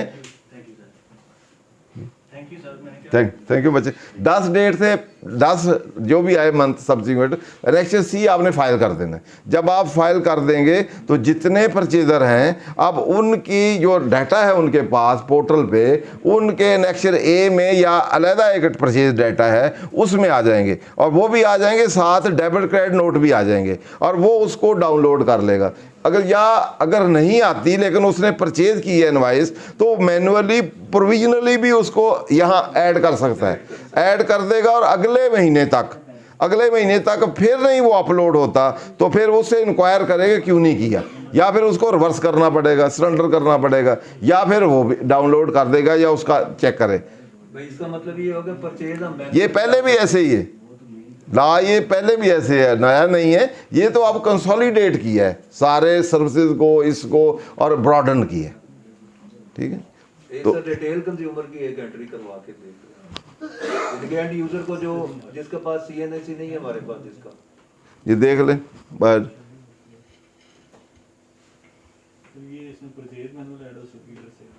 ये देखिए इस पे परचेज भी है और सेल भी है। जी सर, ये सेलर पहले उधर से आप टिक कर लेंगे, परचेज है, ये सेल है, तो वो सेल है तो सेल की सारे पार्टिकुलर आप फिल करेंगे। अगर परचेज की करनी है तो परचेज करेंगे। ये शीट से एक एंट्री हम करके दिखा दें जो कि 50,000 से कम की सेल है रिटेल में एंड यूजर को। अच्छा, वो कैसे अपना है? क्योंकि पहले तो वो 3 ऐड आते थे, रजिस्टर्ड, अब अनरजिस्टर्ड और रिटेल कंज्यूमर। ये देख रहे डाले बेटा, सेल करनी, सेल की। जी सर। चलो इधर देखे बायर रजिस्ट्रेशन, कोई नाम लाए ना फिर ही देखें नाम, हाँ किसका डालना है। शहजाद पे डाल दे, नहीं डालते। हमारे पास एंड यूजर की कोई डिटेल नहीं है, फिर क्या करेंगे? नहीं, वो 999 लिखे एंड 999 जो है ना वो डाले, जो आगे 6 7 ये खुद ही बंद हो जाएगा, 9 करेंगे ना। करें अगर select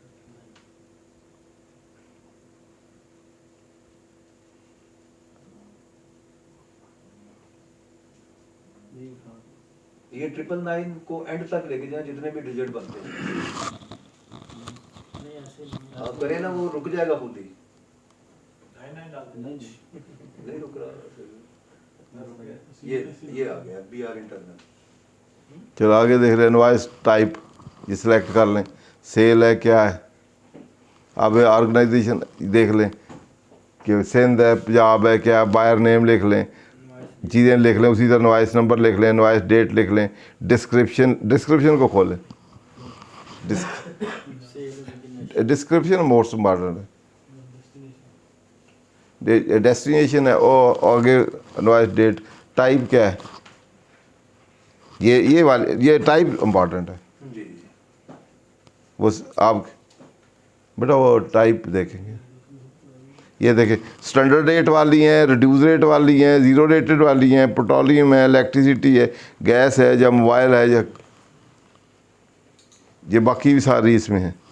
थर्ड शेड्यूल वाले हैं, या गुड्स हैं, रिटेल हैं, सर्विसेज हैं, एग्जाम्प्ट है, इसमें सब कुछ। जी सर। आप इसमें से आप सेलेक्ट कर लें जो भी आपका रिटेल शटेल जो भी है ना, इसमें से ये माल के रिटेल में अगर डाल दिए तो नंबर ऑफ इनवॉइस की जगह पे नंबर ऑफ इनवॉइसेस लिखने के हमारी 100 हैं या 50। एक ही करनी पड़ेगी आपको। तो एक इनवॉइस में 10 आइटम है तो 10 करने पड़ेंगे, इसीलिए उनको इंटीग्रेट भी तो कर रहे हैं। ये अगर अलाउ करेगा तो आप कर सकते हैं, लेकिन अभी क्योंकि सामने हमारे है नहीं है, तो ये आपकी बेटा दोबारा खोल लें गुड्स, ये सारे एक एक करके देख लें। ये स्टैंडर्ड रेट वाले जो आप स्टैंडर्ड रेट है उसके मुताबिक है, रिड्यूस रेट डिफरेंट है। रिड्यूस रेट खोलें, अलग भी आते हैं, एक मैंने देखे थे अलग भी थे। जी रिड्यूस रेट में रेट आएंगे सारे सर लेकिन कई मिसिंग है। ये सिलेक्ट, ये देखो ना, ये रिड्यूस रेट आ गए, आप अपना सिलेक्ट करेंगे, ठीक है। ये देख लो कितने हैं। जी सर। तो ये इसमें पूरी डिटेल है हर चीज़ की। अब एक इनवॉइस में एक 7% वाली, एक 15 वाली, एक वाली कैसे हो सकती, या 7% वाली सारी हैं, फिर हो सकती हैं कि 10 7 वाली हैं। अगर एक 5 वाली, एक 7, एक 7.5, 8 10 है, तो कैसे आप कह सकते 10 इनवॉइस हैं, वो एवरेज निकालेगा फिर। यहाँ इसलिए डिस्क्रिप्शन दी हुई है। स्टैंडर्ड रेट वाली है तो ये रिड्यूस रेट हर एक की अपनी होगी, वो तो ये नीचे यूनिट पर मैट्रिक वाला हुई है, ठीक है। वापस आए बेटा, हर एक को अलग खोलें, स्टैंडर्ड वाला खोलें। ये 17% स्टैंडर्ड लगा देगा। हाँ, यहाँ से स्टैंडर्ड लगा देगा। चलिए देखा 17%। आगे बाकी आगे लिखो। पेट्रोलियम प्रोडक्ट ये गुड्स ज़ीरो रेटिंग वाली, ये ज़ीरो रेटिंग वाली लगा देगा, ठीक है। आगे अगला चलो एक एक कर। पेट्रोलियम प्रोडक्ट ये ये कौन सी वाली, ये पेट्रोलियम वाली कौन सी ये पेट्रोलियम के भी डिफरेंट रेट है, सारे अलग आप एक तो नहीं सारों में एक इनवॉइस आप करके कर सकते। आगे यहाँ वो ये मोस्ट इम्पॉर्टेंट है जो स्पेसिफिकेशन यहाँ देंगे, तो हर इनवॉइस एक इनवॉइस 100 दफ़ा भी हो सकती है। इनवॉइस में 1000 आइटम है और डिफरेंट रेट है, कोई ज़ीरो रेटेड है, कोई एग्जाम्प्ट है, कोई स्टैंडर्ड है, कोई कुछ रेट है, तो वो सारे एग्जाम्प्ट भी हैं ज़ीरो, तो वो उसके मुताबिक चलेंगे। वो रजिस्टर्ड है, अनरजिस्टर्ड है, फर्दर टैक्स वाली है, क्या है, वो उसके मुताबिक फिर चलेगी, ठीक है। अब सर हमने सेल की एंट्री कर ली, जब ये एक इनवॉइस कंप्लीट हो गई तो उसके बाद वहाँ आएंगे तो सब पता चलेगा है। फिर सेव करेंगे इसको, ऐड करना कैसे ये सेव ये ऐड करेंगे, उसी तरह ऐड करके वो नेक्स्ट सी में चली जाएंगी ना, ठीक है। उसमें डाटा अपडेट होता रहेगा ना उसमें।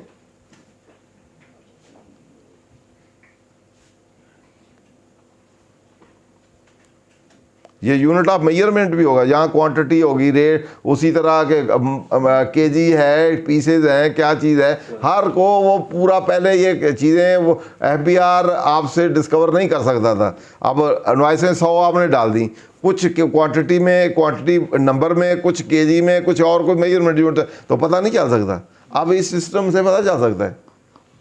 यहाँ तो आपका अभी 7% वाली कितनी है, कितना माल बेचा है, तो आप आपस में वैल्यू को आगे पीछे नहीं कर सकते। यहाँ उस प्रोडक्ट में कर सकते हैं आप। क्लोज करेंगे तो बाहर निकलना, ये उधर चलिए, ये उसी चली गई लेक्चर सी में, वो सी में चली जाएगी डाटा में। आइएगा जरा लेक्चर सी में भाई। ये नीचे ही आ रही है ना, नेक्स्ट सी बन रहा है नीचे।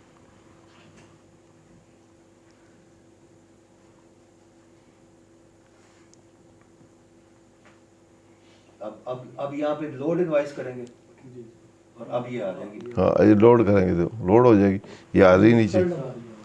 यहाँ जो भी करते जाएंगे वो यहाँ प्रोविंस भी आ रहे हैं ना, वो फिर प्रोविंस को इकट्ठा कर लेगा कि पंजाब का इतना टैक्स है, उसका इतना है, इस एक्ट का इतना है, और कश्मीर का इतना है, तो गिलबर्ट बल्तिस्तान का इतना है, सारे प्रोविंस भी हो जाएगा, फेडरेशन भी, इस्लामाबाद का भी आ जाएगा। अब ये यहाँ करेंगे तो इनवाइस ही हमारे सेल्स इनवाइस हमारा लेक्चर सी सबमिट हो सबमिट हो गया, सबमिट के सी के साथ जहाँ जहाँ आगे जाना है वहाँ भी चला गया इसमें से।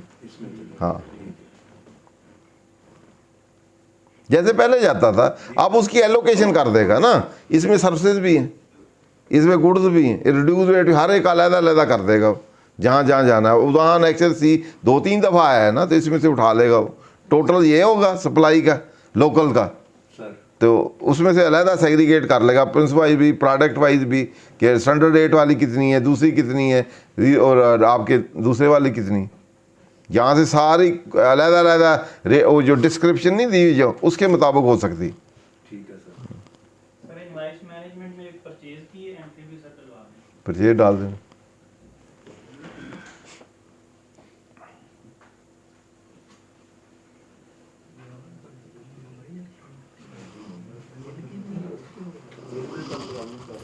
लेकिन आज एक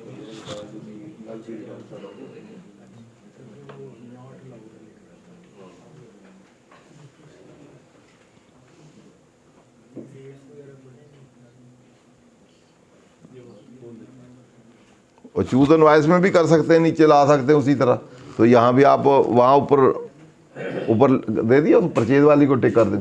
हाँ परचेज वाली को टिक कर दो, परचेज की उसी तरह डाटा। परचेज में भी वही आपकी जीरो रेटेड है, स्टैंडर्ड है, कौन सी प्रोडक्ट है, वो उसके मुताबिक दे देगा। अगर अनरजिस्टर्ड से खरीदा है तो फिर भी वही प्रोसीजर।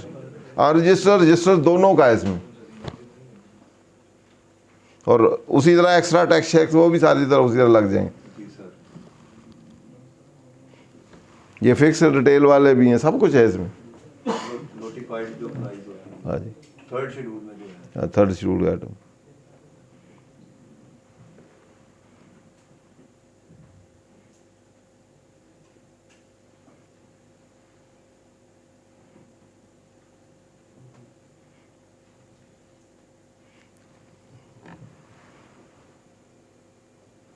ये एग्जाम्प्ट वाले भी सारे आइटम आ जाते हैं। अब वो आपको नहीं दिख रही दूर ट्रांसैक्शन है, वो खुद ही दे रहा है कि इनमें से कौन सा है भाई। ऐसे आप एग्जाम्प्ट ना डाल दे रहे हैं, भी एग्जाम्प्ट है। अब सारी एचएस कोड, एग्जाम्पशंस और पूरी डिटेल इसके अंदर, रेट शेयर हर एक इसके अंदर ही प्रोवाइडेड है। एचएस कोड भी प्रोवाइडेड है। अकाउंटेंट्स का काम बढ़ गया, वो अकाउंटेंट का काम बढ़ गया या कम हो गया। तरीकेकार एक आईटी स्पेशलिस्ट हो तो सारी चीज़ें कर सकता है। आईटी रिलेटेड ज़्यादा काम है ना, अकाउंटेंट कम आईटी हो तो फिर ठीक है। अगर मैं सर पेट्रोल पंप हूँ तो मैं अपनी रिटर्न कैसे फाइल करूँगा? हैं? कैसे डालूँ? मैं अगर पेट्रोल पंप हूँ हाँ। तो अपनी सेल्स कैसे डालूंगा? पहले तो हम थे कि वो इनवॉइसेस डाल देते थे, कितनी इनवॉइसेस। नहीं पेट्रोल पंप आप सेल टैक्स में रजिस्टर पेट्रोलियम की भी अलग दिया हुआ है उसने। पेट्रोलियम प्रोडक्ट है, वो भी रेट शेट दिए हुए, उसके 10-15 रेट दिए हुए हैं। पेट्रोल पंप रजिस्टर्ड है सेल टैक्स ना? सेल टैक्स में रजिस्टर्ड है तो फिर वो जो प्राइस गवर्नमेंट रेगुलेट। अच्छा पहले तो ऐसे है कि पहले किस तरह है, उस पर प्रोसीजर क्या है? सेल टैक्स, फिक्स टैक्स है, सिंपल टैक्स है, स्टैंडर्ड टैक्स है, क्या चीज़ है? कमीशन सर हैं? तो कमीशन एजेंट है। पेट्रोल पंप की 2-3 किस्में हैं। एक पेट्रोल पंप ये है कि आपने उनको रेंट पे दे दिया, आप कमीशन लेते हैं, तो आपकी कमीशन की सर्विसेज में आएगी, फिर आप सर्विसेज वाली देंगे। अगर आप अपना चलाते हैं तो पेट्रोलियम बेचते हैं, खुद खरीदते हैं, उसकी अपनी आएगी, फिर वो इस तरह सारी इन्वेस्टमेंट देनी पड़ेगी। उसके लिए अलग रूल्स में देखें उसका क्या प्रोसीजर है पेट्रोलियम वाला का। भाई वो पहले एक एग्रीमेंट कर लेते हैं, एग्रीमेंट में आप उनको दे देते हैं कि उन्होंने आपका रेंट पे ले लिया, आप उसकी फिर मैनेजमेंट करते हैं तो आपको कमीशन दे देते हैं वो। तो अल्टीमेटली उसका टैक्स जो इनवॉइस वो करते हैं ना पेट्रोलियम कंपनी, उसमें सेल टैक्स शामिल करके वो करते हैं।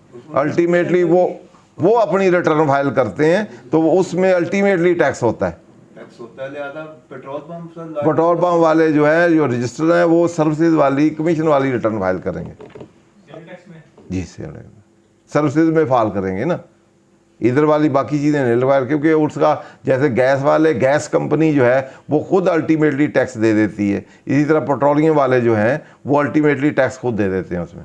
यानी कि प्रिंसिपल जो है शेल है, टोटल है, जो भी वो आपका ले लेते हैं, जो आपसे एग्रीमेंट कर लेते हैं, पेट्रोल पंप खुद ले लेते हैं, ओनर खुद हो गए ना, तो ये समझ ले सारी सेल उन्होंने की है पब्लिक को, वो रिटेल ऐसे करने उन्होंने रिटेल सेल की है, तो वो रिटेल सेल पे जो अल्टीमेट प्राइस पे बिका है उस पे दे देंगे, आप उनके समझ लें कमीशन एजेंट है और प्रेमिसेस का आपने रेंट ले लिया। 156 ए जो इनवॉइस हमारे नाम पे कटती है पेट्रोल पंप की, और उसके कमीशन के ऊपर भी टैक्स जो है ना थर्ड शेड्यूल की तरह, तो वो इसीलिए ना कमीशन वाला भी डायरेक्शन सेक्शन कर लेते हैं ना, वो सर्विसेज वाला होता है ना, उसमें भी ले लेते हैं आपको, या कमीशन वाला विद होल्डिंग टैक्स ले लेते हैं जी। कमीशन इनकम टैक्स की रिटर्न कमीशन पे जाती है इनकी 156 तो वो कमीशन ही है ना, फिर इधर भी तो कमीशन वाली जाएगी ना, जी जी। उसमें आपका वहाँ फाइनल डिस्चार्ज है ना, तो अल्टीमेटली आपको वही एग्रीमेंट किया, वहाँ ओपन आप पेट्रोलियम प्रोडक्ट बेचें तो उसके लिए अलहदा प्रोसीजर है, अगर आप as a petrol pump operate करते हैं और एग्रीमेंट किया हुआ है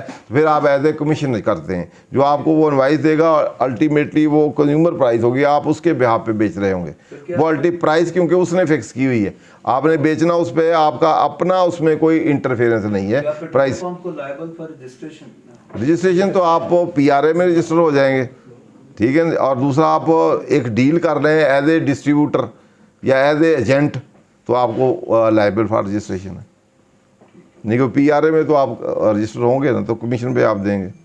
ये तो 4-5 साल से पड़ा था, वो काफ़ी देर पड़ा रहा है इनकम टैक्स में भी इधर भी, तो जितने हैं ना पहले स्पेशल प्रोसीजर थे, स्पेशल प्रोसीजर में उन्होंने गैस पे, यूटिलिटी पे, पेट्रोलियम पे उन्होंने कहा अल्टीमेट प्राइस जो है, बेसिकली सेल टैक्स में ना 3 प्रिंसिपल हैं।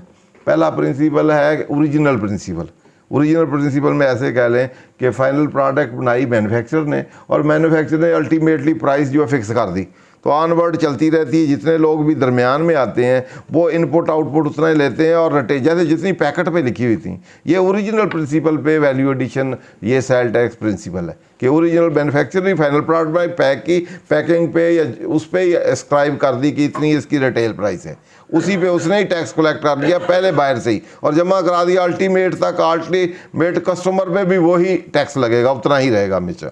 दूसरा है डेस्टिनेशन प्रिंसिपल, डेस्टिनेशन प्रिंसिपल है जैसे रिटेल पे टैक्स लगा दें, अल्टीमेटली जहाँ बिकना है कंज्यूमर को उस पर लगा दें, तो ये पेट्रोलियम वाले रिटेल वाले हैं, रिटेल वाले पे एंड वाले पे लगा दें तो वहाँ से आप टैक्स ले लें, इनपुट दरमियान है। तीसरा प्रिंसिपल है चेन प्रिंसिपल, चेन में इनपुट आउटपुट ऑनवर्ड करते जाएं और ऑनवर्ड चलते जाएं, और अब इसमें कुछ और प्रिंसिपल आ गए जैसे फिक्स है या फाइनल है या इस तरह के और भी ऐड कर दें और मिनिमम भी। 2003 की एक क्लैरिफिकेशन है CBR की, जिसमें उन्होंने कहा वो पेट्रोल पंप जो कि रेगुलेटेड आइटम बेच रहे हैं जिनकी प्राइस जो है ना वो मिनिस्ट्री ऑफ पेट्रोलियम करती है, उनको लायबल पर नहीं, रजिस्ट्रेशन सेल टैक्स की लायबल नहीं है। Sale tax under sale tax act 1990 नहीं है, लेकिन PRA के तहत है, क्योंकि उसने मैंने कहा सर्विसेज करते हैं तो PRA में सिंध में है तो सिंध लॉ एप्लीकेबल होगा या उसके सेकंड शेड्यूल में अगर वो सर्विसेज हैं तो, अगर नहीं है तो एग्जम्प्ट होंगे, फिर वहाँ भी नहीं होंगे। रेस्टोरेंट के बारे में बताइएगा, रेस्टोरेंट के बारे में बताइएगा, क्योंकि वहाँ खाना जो है ना बैठ के भी खाते हैं। खाना उसमें जहाँ तक रेस्टोरेंट है ना, एक इसी तरह जजमेंट आई थी 2017 PTD 1 सिंध हाई कोर्ट ने, उन्होंने कहा जी सेल टैक्स जो है ये ऑन सर्विसेज रेस्टोरेंट के रेफरेंस से आया कि क्या है, क्या ये गुड्स है या सर्विसेज है। पहला तो ये है कि उन्होंने कहा जी एक बंदा जाता है रेस्टोरेंट में चला जाता है और वहाँ बैठ के खाना खा लेता है, तो क्या ये गुड्स है या सर्विसेज है। फिर एक बंदा जाता है, वो कहता है यार आज टेक अवे करा लें, वो जाता है खाना लेता है घर जाके खाता है। तीसरा ये घर बैठा मंगवाता है, तो उनका तीनों सिचुएशन में डिफरेंट है एक ही चीज़, तो कुछ में सर्विसेज है, कुछ में वो आपके गुड्स है, सो इसमें आता है, कुछ में उसका इंटरमिक्स है। तो उसने प्रिंसिपल टर्म ये हुआ कि आपका जो डोमेनियन ऑब्जेक्ट क्या है, बेसिकली जैसे एक आप वकील हैं तो आप वकील हैं तो आप कागज़ इस्तेमाल नहीं करते लेटर पैड, रिपोर्ट बना के देते हैं, तो क्या वो सप्लाई ऑफ गुड्स है या सर्विसेज है, आप बताएं। तो even though that is goods, आपका डोमेनियन ऑब्जेक्ट क्या है, रेंडरिंग ऑफ सर्विसेज। तो किसी चीज़ को टेस्ट करना हो तो वो सर्विसेज है, गुड्स है, तो आप डोमेनियन ऑब्जेक्ट, मैन्युफैक्चरर जो है वो हज़ारों से पैकिंग करता है तो सर्विसेज है, और बहुत सी सर्विसेज करता होगा, लेकिन उसका डोमेनियन ऑब्जेक्ट क्या है, ultimately production and selling of goods. तो उससे जहाँ कहीं कन्फ्यूजन हो तो उससे डिटरमिन करते हैं। आप restaurant otherwise services, federal excise में इसको सर्विसेज ट्रीट की गया गया ओरिजिन से ही, जितने होटल शोटल हैं, रेस्टोरेंट, लेकिन अभी 8 शेड्यूल में इसको डाल दिया गया। सुप्रीम कोर्ट ने जजमेंट दी थी गुड्स है खाना, अदरवाइज खाना आप लेके जाएं तो क्या है, खाना एक गुड्स है, टेंजिबल है, मूवेबल, तो गुड्स में फॉल करता है। तो अदरवाइज अगर देखें तो वो बेसिक ऑब्जेक्टिव सर्विसेज है। तो इसलिए अब जब लेजिस्लेटर ने खुद डाल दिया इधर, अब तो डाल दिया 8 शेड्यूल में ना, हाँ तो 8 में आ गया तो कहाँ है फिर, गुड्स ही हुआ ना। तो जब तक इधर नहीं होगा फिर डिस्प्यूट होगा। ये डिस्प्यूट जो है, 2 डिस्प्यूट डिफरेंट चल रहे हैं विद द, एक डिस्प्यूट है फेडरेशन का, फेडरेशन प्रोविंसेस, एक इंटर प्रोविंसेस। फेडरेशन में डिस्प्यूट यही है कि क्या सर्विसेज, जैसे फेडरल एक्साइज सर्विसेज पे भी लगता है, तो क्या जब 18 अमेंडमेंट आ गई है तो अब वो जो है जो डोमेन हो गया सारा प्रोविंसेस का, तो प्रोविंसेस कह रहे हैं हमारे पास होना चाहिए, लेकिन अभी भी बैंकिंग शैंकिंग जो इंश्योरेंस बड़े बड़े काम है वहाँ पे फेडरल एक्साइज लगती है, उधर नहीं लगते, उनके डोमेन में नहीं जाता। तो इसी तरह कुछ टॉल मैन्युफैक्चरिंग सर्विसेज, इसका डिस्प्यूट चला आ रहा है कि ये सर्विसेज है, अब आपने प्लांट मशीनरी दे दिया आपने उस पर रेंट पे, तो क्या सर्विसेज है या गुड्स है। तो इधर टॉल मैन्युफैक्चरिंग सेकंड शेड्यूल में लिखा हुआ है, PRA में भी, सिंध में भी, सारे में, लेकिन अभी जो सुप्रीम कोर्ट की जजमेंट आई कि ये मैन्युफैक्चरिंग की डेफिनेशन में फॉल करता है। सेल टैक्स एक्ट की डेफिनेशन देखें तो उसमें लिखा हुआ है कि आप खुद करें या किसी के बिहाफ पे कराएं एज एजेंट, तो ये आपकी ये गुड्स है, मैन्युफैक्चरिंग है, तो इसीलिए अब वहाँ फॉल करेगा। तो जहाँ इसमें जजमेंट भी आई है सुप्रीम हाई कोर्ट की, एक जहाँ डिस्प्यूट है दोनों में, उन्होंने कहा उस वक्त तक ना लें जब तक कि आप आपस में ना, PRA और ये आपस में ना सेटल कर लें। तो वो टॉल वाला भी उधर है और वो 8 शेड्यूल में डाल ही दिया रेस्टोरेंट, तो फिर वो उधर है। तो दूसरा ये है कि इसमें ये डिस्प्यूट अभी चल रहा है, तो फिर लोग ये भी देख लेते हैं कि इधर PRA में रेट जो है 15% है, वहाँ 17% है, तो कहाँ जाएँ, वो कह रहे हैं 15% वाले में आ जाते हैं। यही पॉइंट है ना कि एक तरफ 90% वो गुड्स है, 85% गुड्स है, रिमेनिंग 15% या 10%। अच्छा, इसमें 2-3 और भी असूल है। 2 असूल, वो असूल ये है, एक तो डोमेनियन ऑब्जेक्ट वाला है, दूसरा ये है कि आप देखें जो आप सेल का कॉन्ट्रैक्ट है वो कंपोजिट है, डिविजिबल है। अगर सर्विसेज और गुड्स वहाँ डिविजिबल है, आपने इनवाइस, एक इनवाइस में गुड्स अलहदा दी हैं, सर्विसेज अलहदा किया है, तो फिर सर्विसेज गुड्स उसमें जाएंगी और उसमें जाएंगी। एक जहाँ आपका डिविजिबल ही नहीं है, कॉन्ट्रैक्ट कंपोजिट है, तो उसमें फिर डोमेनियन ऑब्जेक्ट लगेगा। एक अब सर्विसेज आपने कोई कॉन्ट्रैक्ट किया है, जब आप इनवाइस करते हैं तो सर्विसेज की अलहदा करते हैं, या एक में ही सर्विसेज अलहदा लिखते हैं। जब अभी इनवाइसिंग सिस्टम आया कि उसमें सर्विसेज आपने अलहदा लिखी, गुड्स अलहदा थी, सर्विसेज सर्विस में चला जाएगा, गुड्स वाला फेडरेशन में चला जाएगा। अगर जहाँ कहीं कंपोजिट है तो वहाँ डोमेनियन ऑब्जेक्ट आप डिटरमिन कर लेंगे। जैसे खाना है रेस्टोरेंट, उसमें आपका फूड इतने का दिया है तो सर्विसेज चार्ज इतने के, तो वो फूड वाला चला जाएगा गुड्स में, तो सर्विसेज वाला सर्विस में चला जाएगा। सिंध में दिए। अब ये भी है कि दूसरा इंटर प्रोविंसेस है, ये तो फेडरेशन जो डिस्प्यूट है ये एक इंटर प्रोविंसेस है। अब सर्विसेज यहाँ पंजाब से ओरिजिनेट हुई है और रेंडर कर दी है सिंध में, तो सिंध वाले कहेंगे क्योंकि ये तो जो सेल टैक्स है, सेल टैक्स एक कंज्यूमर टैक्स है, और जो जिन पे लगता है मैन्युफैक्चरर है या इम्पोर्टर है, एक्सपोर्टर है, डीलर है, होलसेलर है, रिटेलर है या सर्विसेज प्रोवाइडर है, जो बिजनेस एंटिटी हैं उन पे इम्पोज होता है, लेकिन अल्टीमेटली इसका बर्डन जो है शिफ्ट होता है ऑन द अल्टीमेट कंज्यूमर। वो just tax collecting intermediary tax collecting agent है, जिसने ये बिजनेस एंटरप्रेन्योर है। तो अब जब कंज्यूमर टैक्स है तो सिंध वालों पे वहाँ इनवाइस उसने पेमेंट की, तो अल्टीमेट बर्डन तो उसने बेयर किया है। तो ये डोमेन, तो ये टैक्स जो है राइट किसका है, सिंध का है। तो ये वाले कहेंगे जहाँ ओरिजिनेट हुआ है मैं लूँगा, सिंध वाले कहते हैं क्योंकि टर्मिनेशन इधर हुई मैं लूँगा। तो ये भी एक डिस्प्यूट है। तो आर्टिकल 151 है जिसके तहत जहाँ इंटर प्रोविंस ट्रेड हो या कॉमर्स हो या सर्विसेज हो, तो उसके लिए सब्जेक्ट मैटर जो होता है प्रोविंस का नहीं होता, वहाँ जो है वो फेडरेशन का सब्जेक्ट होता है।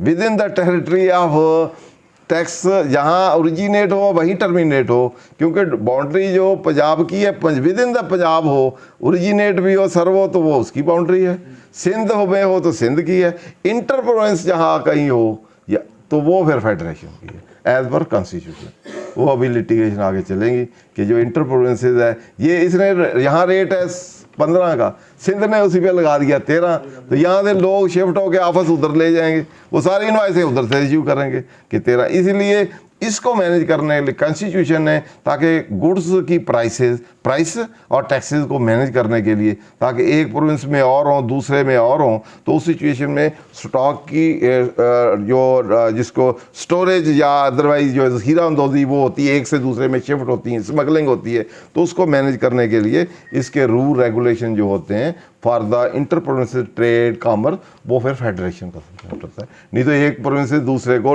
डॉज करेंगे, ज़्यादा कम करके उसकी सप्लाई चीज़ें अपने इधर से इधर शिफ्ट करेंगे, उधर से उधर करेंगे, तो इसलिए फेडरेशन जो है उसका कंट्रोल वो अपने पास रखते हैं। चलान तो इस सबका एक ही बनेगा ना, अलग-अलग चलान इनका, हाँ उधर अलग सेग्रीगेशन की तो है, सर्वे प्रोविंस का अलहदा, उसका अलहदा, उसका अलहदा, जब एक भी हो तो उसके अंदर अगर वो दे देंगे अलहदा कि ये सर्विसेज का है, ये सिंध का है, फ्लावर डिस्ट्रीब्यूशन की हुई है ना आखिरी वाला, ये डिस्ट्रीब्यूशन